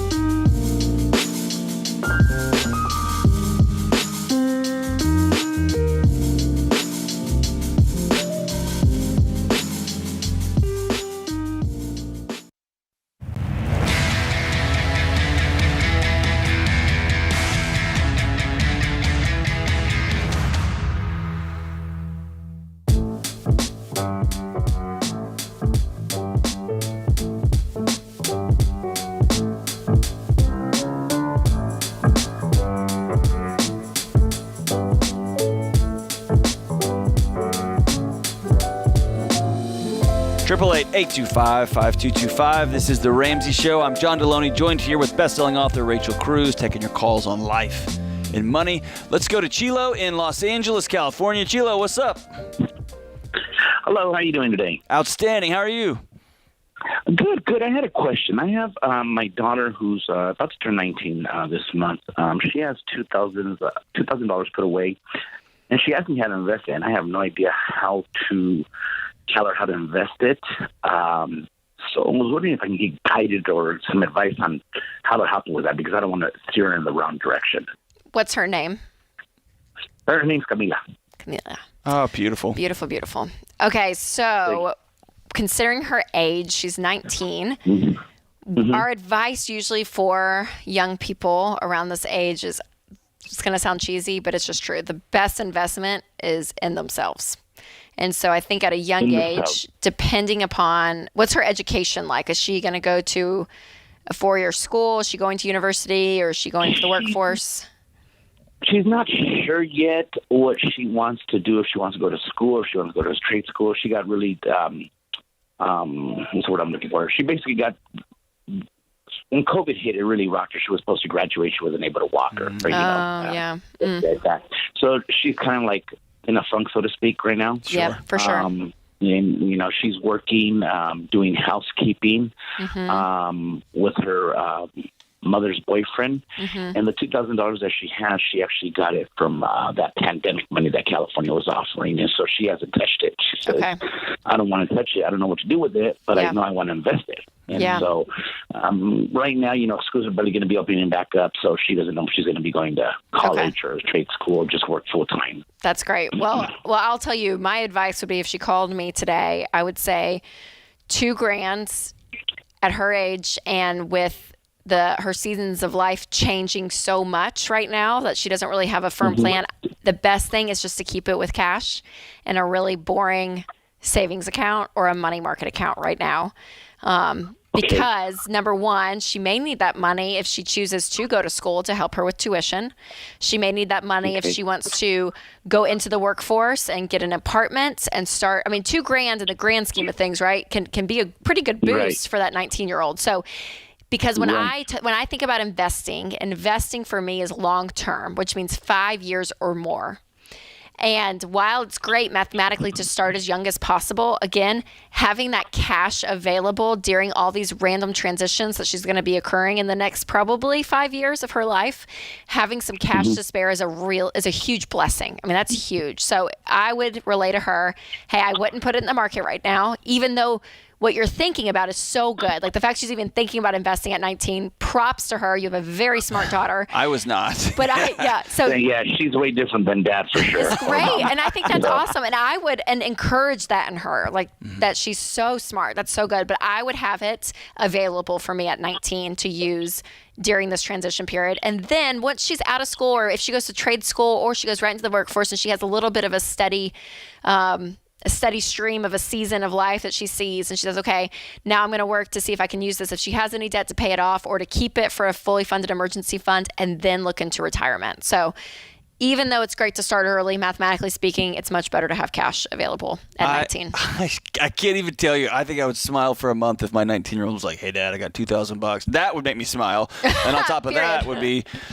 I'm thinking for the future, Dad. I would just it's weep awesome. and say I married well, because that didn't come from me. All right, Daniel in Orlando, what's up? Hey, I just have a couple of, I guess, a multi-part question. All right, go for it. What's up? We're in, or just coming out of baby step 2, where credit cards are paid off. Cars, we're right at should have those paid off at the end of this month. Congratulations, brother. And then the only thing, appreciate it, the only thing left is our mortgage. That's the first part. Second part is we own our own business. And we do have a business loan, and we use credit cards at the business. I mean, I know even though we pay them off, we're looking at dropping those and just going, like Dave says, going with the debit cards. But I'm trying to figure out how to move forward. If we stuck to what we're doing now, we could probably have our home paid off by the end of this year. But I don't know if I should just go into the 15% or do them all simultaneous, I guess, as far as retirement goes. How much is your business loan? Probably close to about $80,000. $80,000. How much do you have left on your mortgage? About $137,000. Okay. Well, technically, with business debt, I mean, it is still your debt, right? Your name's on it. You're Correct. responsible Correct. for it. And that's the conversation me and my wife are having. Totally. So that's right. So I would go ahead and pay off the business loan. Okay. Because you said you'll be able to pay off your mortgage this year, which means you're going to have $80,000 this year to pay off that business loan. So I would go ahead and relieve myself of that. And then start looking at retirement, like you said, your 15% past that, and then just kind of chip away at the house. But that's the order I would do. Because the hard thing with business debt, again, is I feel like people function with two sides of their brain almost. They can like split it down the middle and say, well, that's my business side and this is my personal. But it's still you. Like you still owe the money, right? Yeah, you still have it. So that's a conversation my wife having with me. it's a great conversation. I mean, it's personal. I mean, it's still guaranteed by me. Right. Exactly. Or so us. That's right. Yeah, we're still guaranteeing it. Which kind of stinks in a way, because at least if you're paying off your house, it's like you have a paid for asset for you personally. It feels so personal. Where the business again feels like this other part of your life, but it is your life. So I'd go ahead and pay off the business loan if I were you, Daniel. And with that kind of income, you're That's flipping right. it, right? So 2 years from now, you're going to have a paid-off house. Yeah. You're going to have a debt-free business, right? That's right. And then you can start building up the business emergency fund, your home emergency fund. That's fantastic. That's right. That's right. Have you ever made a dumb decision with zeros on the end because you didn't do your research? Me too. Rachel probably has it. I have. Most people make choices based on feelings or opinions, especially when they're buying a house. People fall in love with a house as though it's a person, right? But when it comes to the real estate market, feelings are not your friend. Facts are. So check your facts. Find out what you can actually afford. Research what's trending in home prices. Talk to a reputable real estate person in your area. Never buy a house without the facts. Again, text HOUSE to 33789 and get an agent who will help you make smart decisions. That's HOUSE to 33789. Listen, Rachel, I used a Ramsey Real Estate ELP. Mm-hmm. It was incredible. And here's why. I come from Texas where, they ask for $150,000 for a house and you say, I'll give you $110,000. And they're like, pew, pew, pew. How about $140,000, right? And we all shake hands in the middle. In Nashville, that same house is $11 million, and they expect you to give $1 million over the asking price. Yeah, $12 million actually. And write me a letter, and I want you to sing a song on our front porch. And will you go ahead and invest in my child's retirement account? I mean, it's like bananas. And so I had the first few houses we put offers on. Now I feel like an idiot. And my real estate agent, I'm a little bit loud and demonstrative, and I'm like, what? Come on. John. My ELP, she called and said, we need to have a talk about your expectations and about reality. Oh, no. And Rachel, her name's Amanda. She is incredible. She let me have it in the most professional, awesome way. Totally recalibrated my brain, kept my marriage intact, I think. And we ended up in an awesome house that took too long to buy because the Nashville market's bananas. But having that person who was trained and a person of integrity and who knew the market sideways and forwards and would say, this is a bad offer. We're not doing this, right? Mm-hmm. And would say, hey, this is a really good deal. This is what y'all are looking for. Let's go for it. Yeah. Yep. So good. That's the thing about, I feel like when it comes to our life, these parts of our lives that it can be complicated and kind of intimidating. If there's people that work in them day in and day out, use it. Let them do it. Have a professional in your back pocket at all times. It's awesome. For sure. Hey, another hour in the books. Thank you so much, Rachel. Thank you, James and Kelly and Bobby Bobertson. This is The Ramsey Show.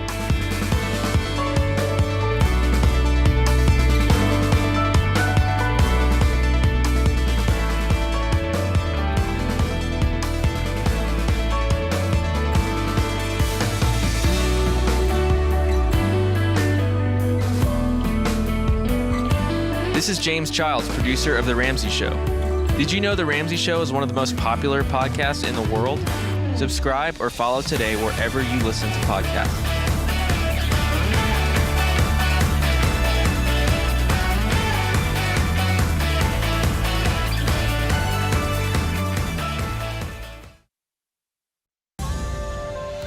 This is The Ramsey Show.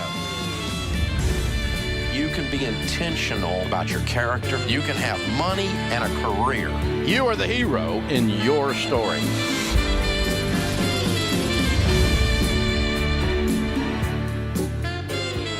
Live from the headquarters of Ramsey Solutions, broadcasting from the Dollar Car Rental Studio. This is The Ramsey Show, where America hangs out to have a conversation about your life and your money. I'm John Deloney, joined here with my good friend and best-selling author, Rachel Cruz, and we are taking calls about your relationships and your money and your mental health and everything going on in your life. Give us a shout, 888-825-5225. That's 888-825-5225. Let's jump to the phones. Let's talk to Jennifer in Tampa, Florida. Jennifer, what's going on? Hi, thank you so much for taking my call. How are you guys? We are outstanding. Thank you so much for giving us a shout. So what's up? So here's the backstory. My husband and I make $140,000. We are saving for retirement, second baby on the way, have a college fund for our first child. We have about $20,000 in the bank. We have $15,000 emergency fund, baby step 6. We have $75,000 in a single stock. And our question is, we're wondering if we should invest in the stock market or if we should pay off our house. We have $200,000 left on our mortgage. The only issue is we know that we're probably going to want to move within the next 5 to 10 years. Not guaranteed, but we know that we would like to move. We don't believe in a forever house, but we don't think this is our long-term house. Gotcha. Well, y'all are crushing it. Congratulations. We are. We're very blessed. We've been listening to Dave Ramsey for a while. That's so great. So you're wondering if you need to pay off the house? Yeah, we're wondering, should we pay off the house? Should we save cash for our next house? What is this single stock? District we want, we don't have to move. I'm sorry? What's the single stock that this $75,000 is sitting in? Is it work-related stock? Is it stock available from your company, or is it you just guys went and bought a bunch of a stock because it looked fun? It was the company my husband used to work for. Okay. So he's not investing anymore. Okay. And what other retirement do you guys have, Jennifer? We're doing 15%. You are currently doing 15%. We have we have 401ks. Yep. Okay, so you're doing that. Okay. Yeah. So what amount of money are you wondering about? Are you wondering about the $75,000 that's in the single stock, or the $20,000 that's in the savings account just sitting there that's not the emergency funds, all of that? So I mean, you got about $100,000. Yeah, we're wondering, should we take out the stocks? And it's been about 10 years since we've had that. Okay. Then, we have our emergency fund. We have $20,000 in the bank. We also transferred another $20,000 that's in a separate account that we're putting that towards the house every month. Wow. So should we just throw that all on the mortgage? So I guess we have $40,000 in the emergency fund. In the emergency fund, yeah. That's great. Good for you guys. Yeah, well, Or obviously. In the bank. Yeah. So from the emergency fund. Oh, separate, yes. Well, obviously keep that emergency fund, the $15,000 that you said. I'm assuming that's your 3 to 6 months of expenses. Leaving that cash in the bank, and then everything else combined, that $40,000 in savings, I would that single stock I wouldn't keep in, especially since it's a company doesn't work for anymore. I mean, it's sort of a different story if you want to buy into the company you're in, all of that, but you guys are out of that, so I would take that out. And I mean, you could hit that house real hard, Jennifer. I mean, you could pay off half the mortgage with just that cash. And how old are you guys? We're 32. 32, yeah. So you have time for retirement, and you guys are still funding 15%, which is awesome. I would continue that 15% out of your 140 income, and then I would take some of this and just throw it at the house, Jennifer. Because if you guys, how young you are, I mean, if you guys get to 36 with a paid-for home, retirement just going, I mean, you're in a real good spot. And I would. Well, I guess. Go ahead. I guess our only problem is that we think that we don't know, but we think we might move within the next 5 to 10 years. Oh, so that's right. You said that. To pay off the house. That's kind of our confusion. So if I go back 5 years, that's 3 jobs in 2 states ago for me that I didn't see coming. If I go back 10 years, that's actually for us too. That's even more, right? So it's good to have this dream on the whole, like depending on the ups and downs of the real estate market, this money's not just gonna evaporate on you. On the opposite side, you're going to have no house payment, 2 young kids. You're going to be able to be a lot more flexible with whatever comes your way.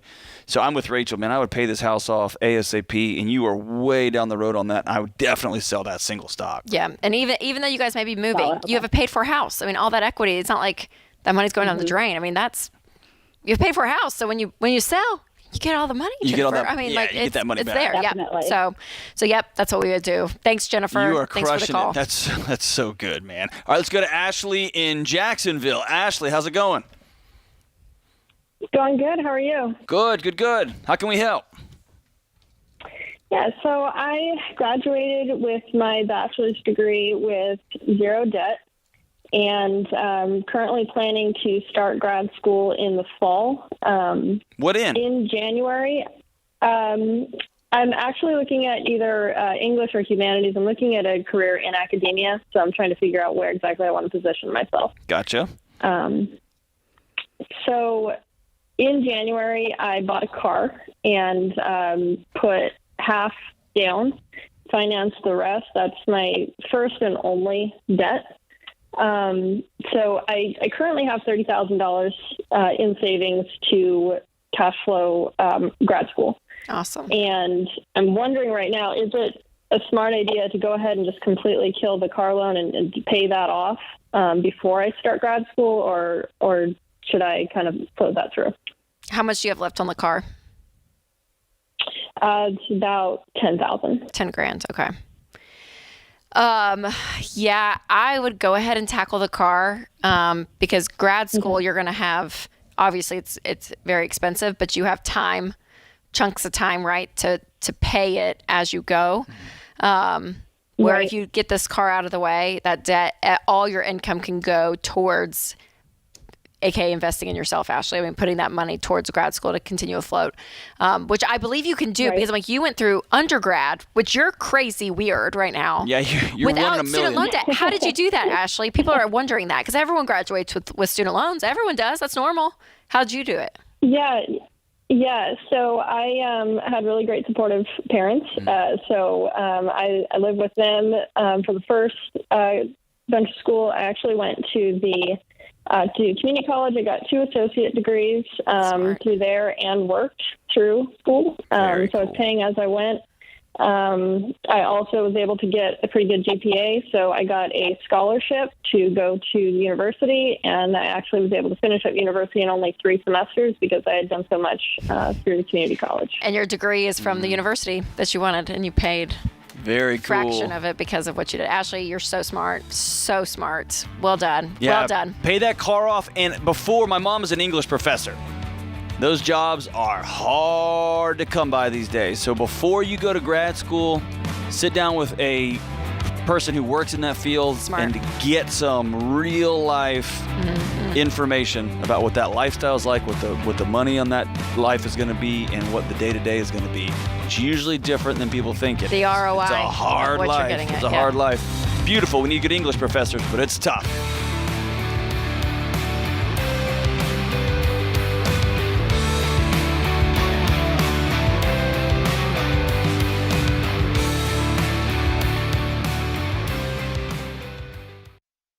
Healthcare has gotten to be ridiculous. It puts people, on the brink. And so it would have put us on the brink had we not had CHM. CHM saved our life, saved our financial lives. Christian Healthcare Ministries, or CHM, is not health insurance, but it is a budget-friendly option and the original health cost-sharing ministry for Christians. Get started today and check us out at chministries.org/budget.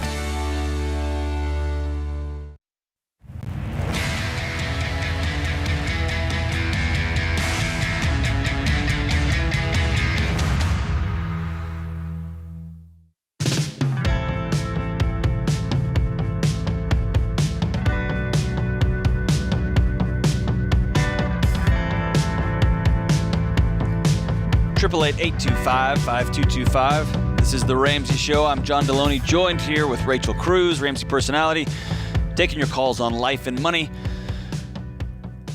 Find out for yourself why Blinds.com is the #1 online retailer of custom window covering. You get free samples, free shipping, and with the new promos they run every month, you'll save even more. Use promo code Ramsey to get the best deal. Rules and restrictions apply. Rachel? Today's question comes from Herb in New York. I'm a history professor at an expensive private university. Students from my department will most likely not go on to make a 6-figure income, as most of them want to teach. Part of my job is to recruit students into my department, but I cannot in good conscience tell them to take out loans. I know most of them do because they couldn't afford private tuition otherwise.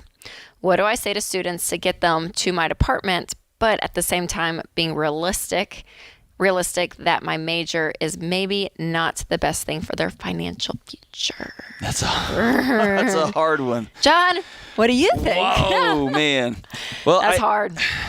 For this particular person, the values of their institution, the values of the place that pays for their paycheck is not in line with the values that sit on his pillow every night. Mm-hmm. And one of the questions I would have if Herb was just hanging out here and we were having a cup of coffee and he's asking me the same question, it would go deeper than that for me, because he's doing a good job of distancing himself from this issue and making it a moral and ethical issue for them, not for him. The reality is his business is supported by something he didn't believe in. So it's not so much as you can flip this around, right? He doesn't want students to go into debt, and he's having a hard time encouraging them to take on debt to get a degree that he knows they're going to struggle to pay back. Yep. But deeper than that, where I want to challenge Herb is, you're taking a salary from a company that doesn't align with your values. And he's got a hard question. He's taking care of these students, but he's not really getting to the root of the question. Yep. Which is, do I believe in where I even work? And we've taken calls on this show like, hey, I wanted to work in finance my whole life, and I got my first job out of college at a local bank, and all I'm doing is selling loans, right? And I spent all this time getting out of debt, and I don't think I can keep doing this, right? Yeah. And so I think everybody has to have that hard conversation. Does what put food on my table align with my values? Yep. And you don't always have to go running for the hills, right? Like, well, I got to quit today and I'm going to... Sure. But I do think that's a worthy conversation to have. Herb, I'm going to tell you, I know a number of people. I've had this exact conversation with a number of my friends across the United States. Some of them have said, I've got to get out of working in higher ed. I can't keep doing this. Some have made a transition from a private, expensive private school to a community college. Some of them have just said, man, this is what it is, right? The students are grown-ups. They can choose to make this decision on their own, and we're going to keep plowing ahead. The value proposition is different from everybody, but man, Herb, you're not going to be able to sleep. I'm telling you right now, based on that question. Yep. What do you recommend to folks who are balancing? I don't believe in where I work anymore. Because it's a complete mind shift, right? Yeah. From what you saw was okay and normal to suddenly realizing in probably his own life, oh wow, I hate debt. I'm going to get out. Well, and now I'm here ushering a new generation right into it, knowing that they're going to get jobs that aren't going to even support them financially to pay off the debt. And if you're any kind of professor, who obviously Herb's good at what he does, just because of the depth of this question, you talk to students all day long. Yeah. And you hear what's on their heart and mind. Yeah. And what's number one on their heart and mind is, I'm never going to be able to pay this back. Ever. I'm never going to be able to pay this back. So this is probably a bigger question that you can answer, but you worked kind of in this sector in life. You've for a long time. Yeah, you've been a part of it. So how do we, and again, it's a bigger conversation, but prop the next generation to say, yes, education is good. And we need people in all these fields, right? Like the last call we just took was about an English professor. Wasn't it? Yeah, it was about wanting to be an English professor. Yes, and all of that, and the ROI, and going to school and grad school and all of that. And you mentioned, just make sure you talk to someone that's been in that world so you know. So, how do we keep all of that?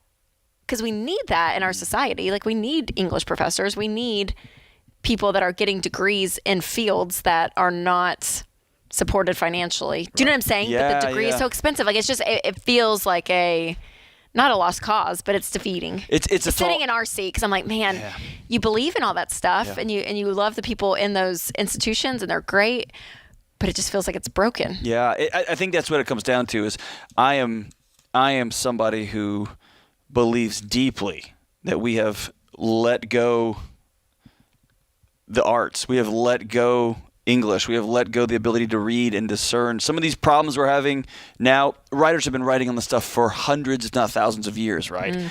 But we don't teach history anymore. We don't teach some of these things anymore because it's all about ROI. What's the ROI on this job? You get a coding job.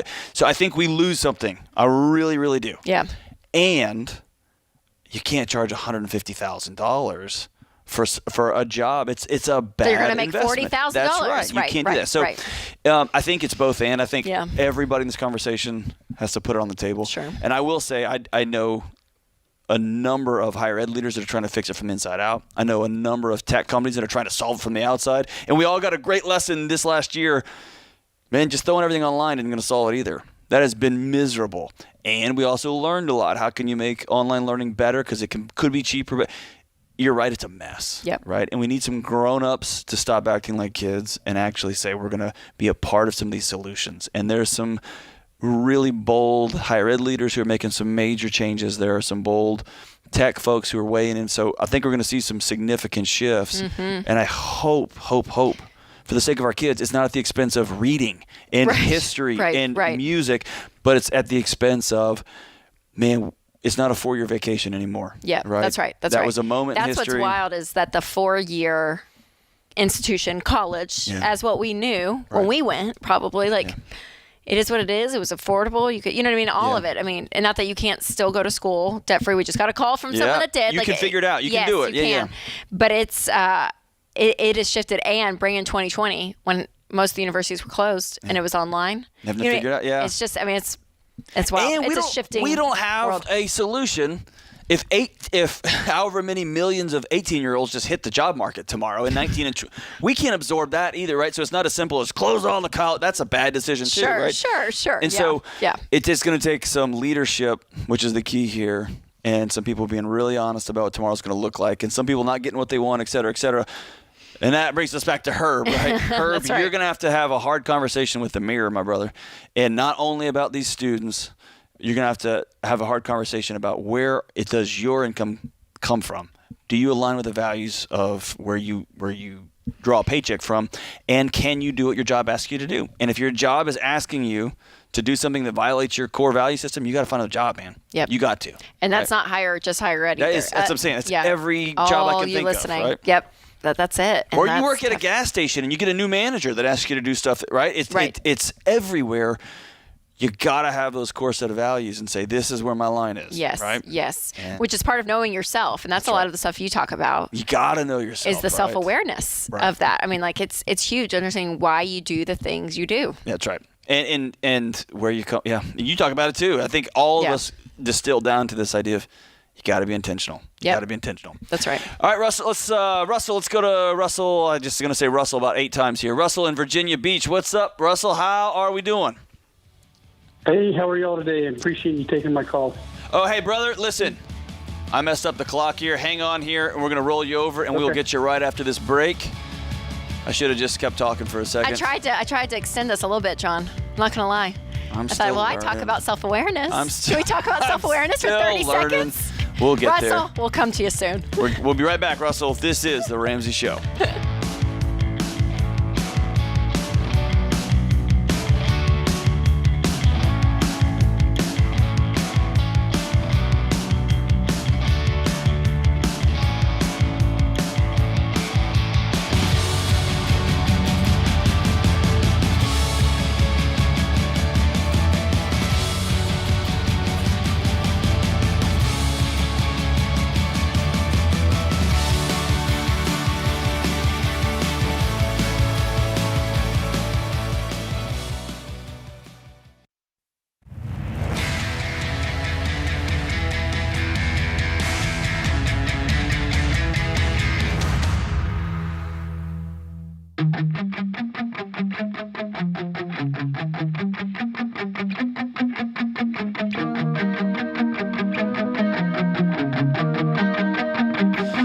888-825-5225. We're taking your calls on life and money. I'm John Deloney, joined by Rachel Cruz.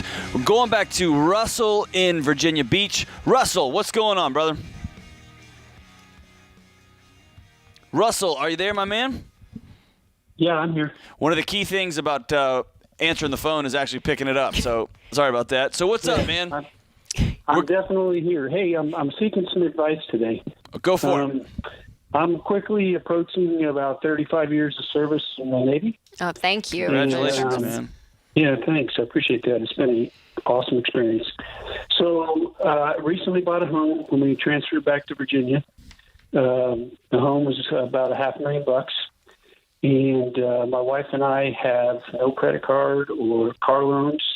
The home is really it, and so we've done pretty well. We've got about $400 in mutual funds, which we continue to invest in. We've got another roughly $230 between Roth IRA and Roth PSP, and continue to contribute to that. We've got about $115 in cash. So my question is it a smart move, knowing that I'm going into retirement at least from the military, and to take a large chunk of money, say $300,000 out of my mutual funds to put on the house, which would allow me to pay the house off by like 2029? If you pulled out the three, how much do you owe on the house total today? $490. Okay. Now, all the mutual funds you just rattled off, a lot of them are Roths. So are they all retirement-specific mutual funds? No. The 400 of it is just mutual funds. Oh, it's just a mutual fund. Okay. So no penalties if you cash that out. There's no retirement penalties there. No, I guess just tax, right? Yep. Yeah, I mean, Russell, if I were you, if you wanted to take a chunk and throw it at the house, because your other retirement, I mean, you have some other retirement, the ones you just named off. My first year out of service, my retirement will be $80,000 take home. Okay. Yes, I would if I were you. Again, I would not take out, for those listening, I would not cash out retirement in order to pay off the home. Yeah, no, I wasn't planning on touching that. But exactly. But the mutual fund, I mean, you have 400 in it. Yeah, you could take a chunk of it and throw it at the house, because a goal, obviously, is to pay off the home and to be able to, you'll be getting that $80,000 from your service, and you have these other vehicles for retirement, which you can live off of as well. So having close to a paid for home in that big time is huge. So Russell, I'm curious. 30 years in the service, and now you're transitioning out to become a civilian. What are you going to do? That's the $1 million question. I have some ideas. I have a side hustle. I breed snakes. That's what my little brother does. My brother does that too. Yep, I've been doing it for about 20 years. Okay. What kind of snakes, Russell? I want to know. It doesn't make a lot of money, but it brings in about 20 a year. Yeah. Wow. That's a pretty good gig.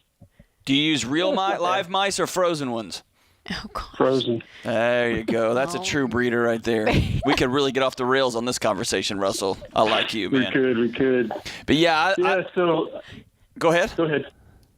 I was going to say, I'm 100% with Rachel. I love the idea of you having that great military pension, which you've earned every penny of, and having a paid-for house or really close to a paid-for house. And, man, getting to jet set off whatever the rest of your life's going to be. Having the greatest reptile online salesman in the country, man. Russell the Snake Man. I love it. All right, let's go to Maggie in San Diego. Maggie, what's going on? Hi, thank you for taking my call. I'm new to the program, so I'm just starting off in the baby steps. I'm on number 2. Welcome to our band of weirdos, Maggie. We're glad that you're here. Thank you. So I moved in with my aunt to be her full-time caregiver. Okay. And 3 years ago, she put my name on her house. We did a grant deed. But now I'm debating if I should sell my house, since house prices are skyrocketing right now, in order to pay off her house as well as pay off the rest of my debt. Because if I keep the house, my house, I could use it as an investment, later on down the line and have that as a secure monthly income. But if I sell it off now, that's like a quick way to kind of get ahead. Sure. Maggie, how much debt do you have that you want to pay off? The only debt I have is my car payments for my kids, and that's about $28,000. $28,000. Car payments for your kids. Why aren't they paying their own car payment? Well, I did make a promise to my kids before they went off to college that I'd buy them a car so they wouldn't have to worry about transportation. So, I'm still making the payments on them. All right. That's another phone call. That's another phone call. Maggie, so you have those car payments, $28,000, and that's it, except for your aunt's home that you are now on the deed of. And how much is the home? Her house there's probably about $130,000 left on her house. On my house, that I'm not even living in right now, my husband's just there pretty much by himself, is about $280,000 left that we owe on that. $280,000. And how much is it worth? How much equity would you get from it? It's worth about $600,000. Oh, wow. Okay. And how much is your aunt's house worth? Probably about $550, something like that. $500. Okay. And so your husband is in your home. Yeah. So does he want to move in with your aunt? Is he on board with this? Well, he doesn't want to, but he's going to have to. Well played. Well played. That sounds like y'all should probably have a breakfast together and talk about this. What's the plan here for? Is your aunt terminal? Are you planning on taking over the home after? Is she gonna have to move to a care at some point, to skilled nursing or something? We're going to take care of her here because I am a nurse, so she'll get the best care from me. So. And is there any other family drama that doesn't like this, that are sending you mean notes about it, or is everybody happy that, hey, you take the house, you take aunt, and we're going to move on? Yes, sir. Everyone's okay with it. I mean, they know I'm the closest one to. That's why she did a grant deed when her husband died, so we wouldn't have a problem with it. Okay. It's been my hesitation, Maggie, is you putting your money on a home that the deed is split. So it's not your entire home. It is her home. So that feels a little messy to me. I would rather it be her home or your home that you take over and you say, I'm going to just, that you're, aunt, you're sick. You don't need the burden of this. I'm going to just buy it from you. And there'd be a clean line there. So that's one conversation I would probably have, Maggie. This feels a little bit convoluted with both of you on the deed. I don't really care for that. But also, if you're not living in the house and you guys are going to be living with your aunt for the foreseeable future, you don't need your other home. Right. But you also the car payments are $28,000, which is a lot, but you could work and pay that off, keep the home, rent it out, do something with it because it has great equity. So it's basically, do you want to mess with the home? Do you not? Because if you had $150,000 in student loan debt, this probably would be a different conversation. But the $28,000, you probably could put the pedal to the metal and get it paid off quick and still have your home if you wanted to keep it. Or you could say, it's not even worth the trouble messing with renters, any of that. We're going to just cash out, get the equity out, pay off that, and have a big chunk of change in the bank, which feels good to me as well. What's the status of your marriage? Well, that's a whole other conversation, sir. Okay. We're like I said, I just started with the baby steps. We've been married for 21 years. We've never mixed our finances ever. Okay. Gotcha. But that's something that I do want to start doing now. Gotcha. Yeah, but, absolutely. I just felt like it was a waste to, have that second house. I totally get that.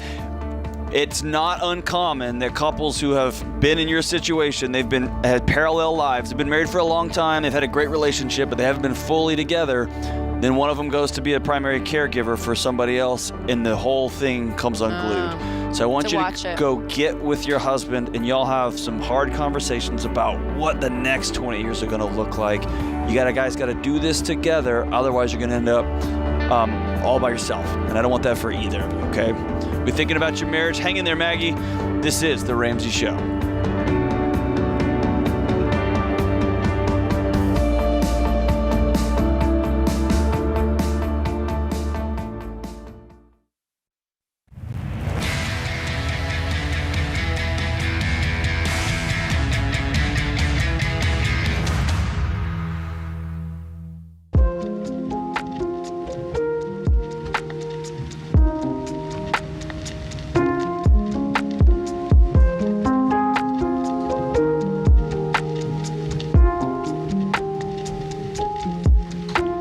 Our scripture of the day comes from Daniel 10:14, and came to make you understand what it is to happen to your people in the latter days.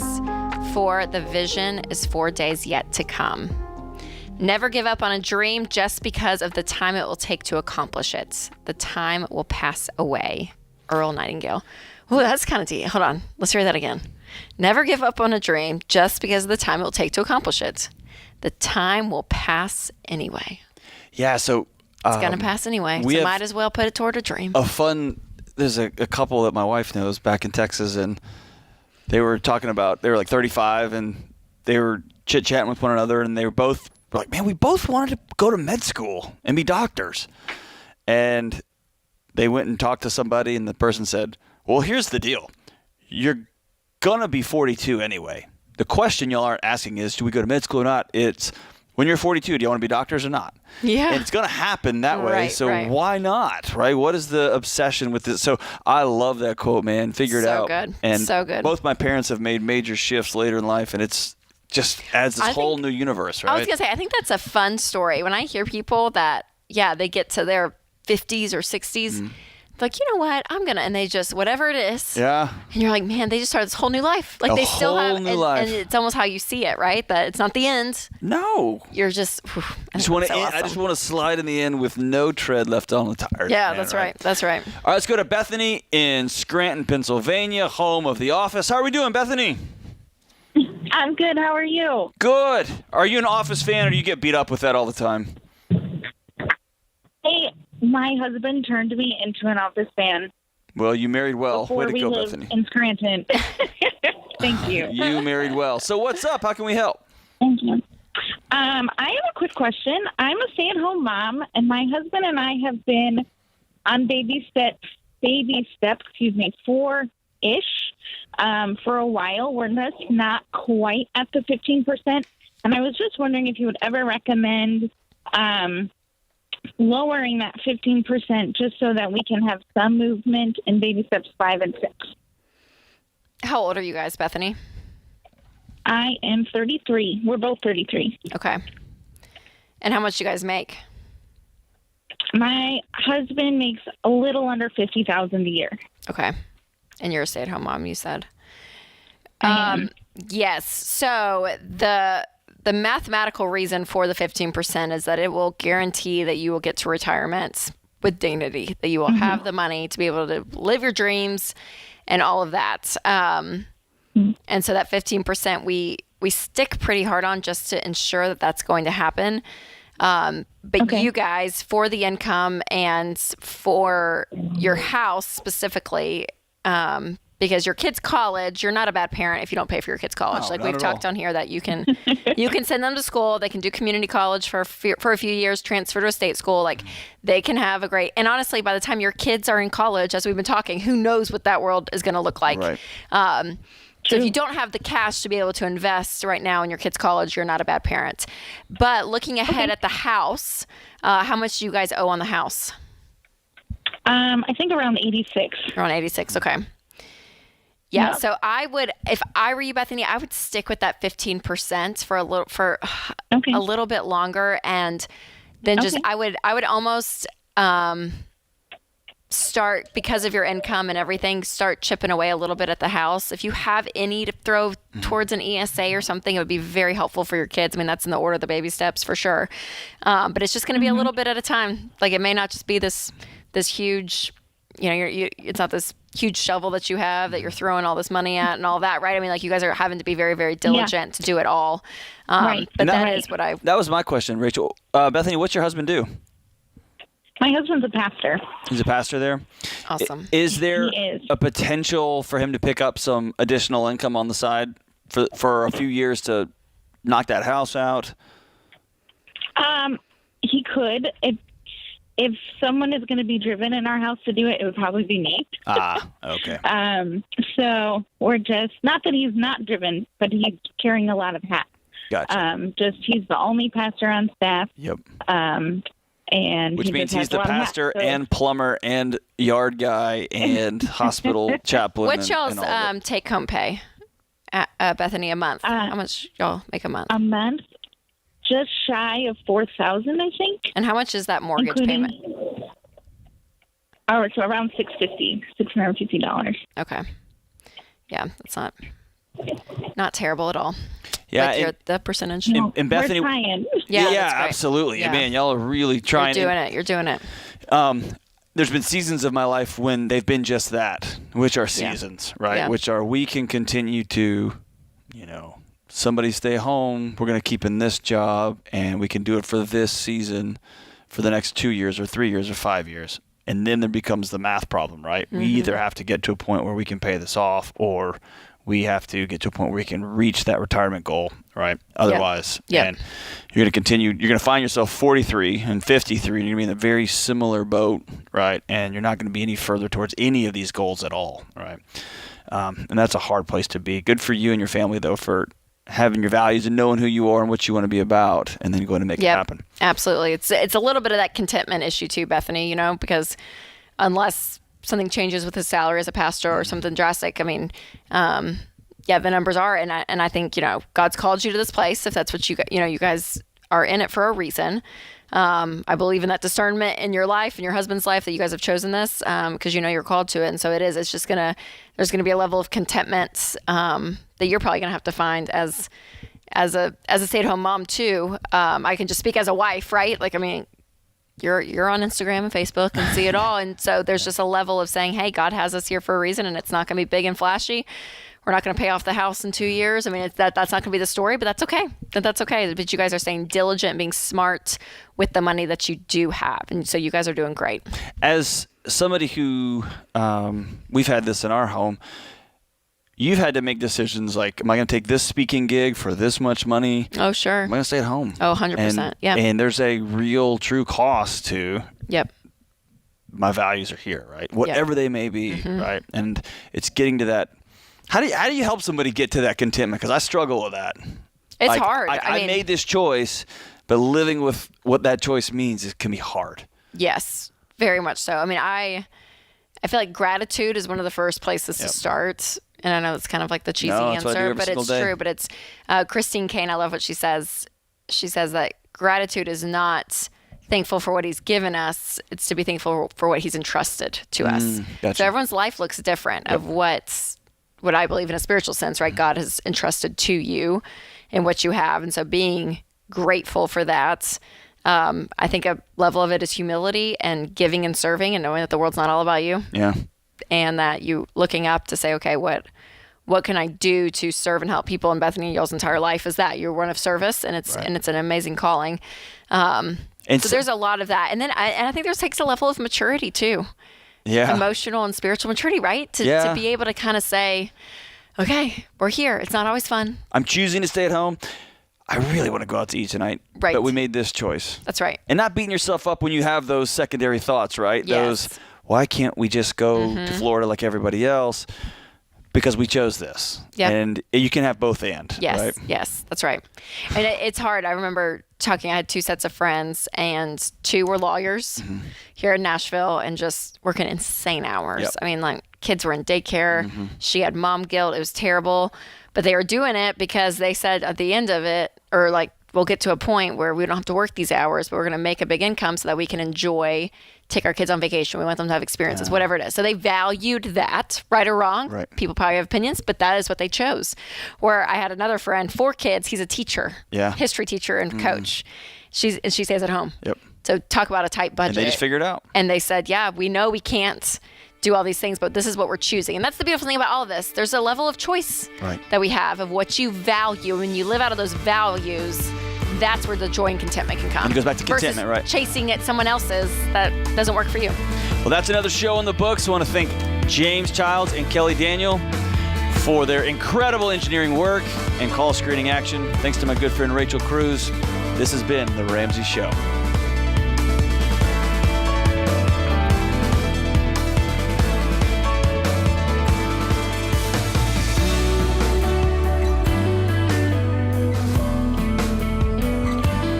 It's Kelly, associate producer and phone screener for The Ramsey Show. If you would like to do your debt-free scream live on the show, make sure you visit daveramsey.com/show and register. We would love for you to come to Nashville and tell your story.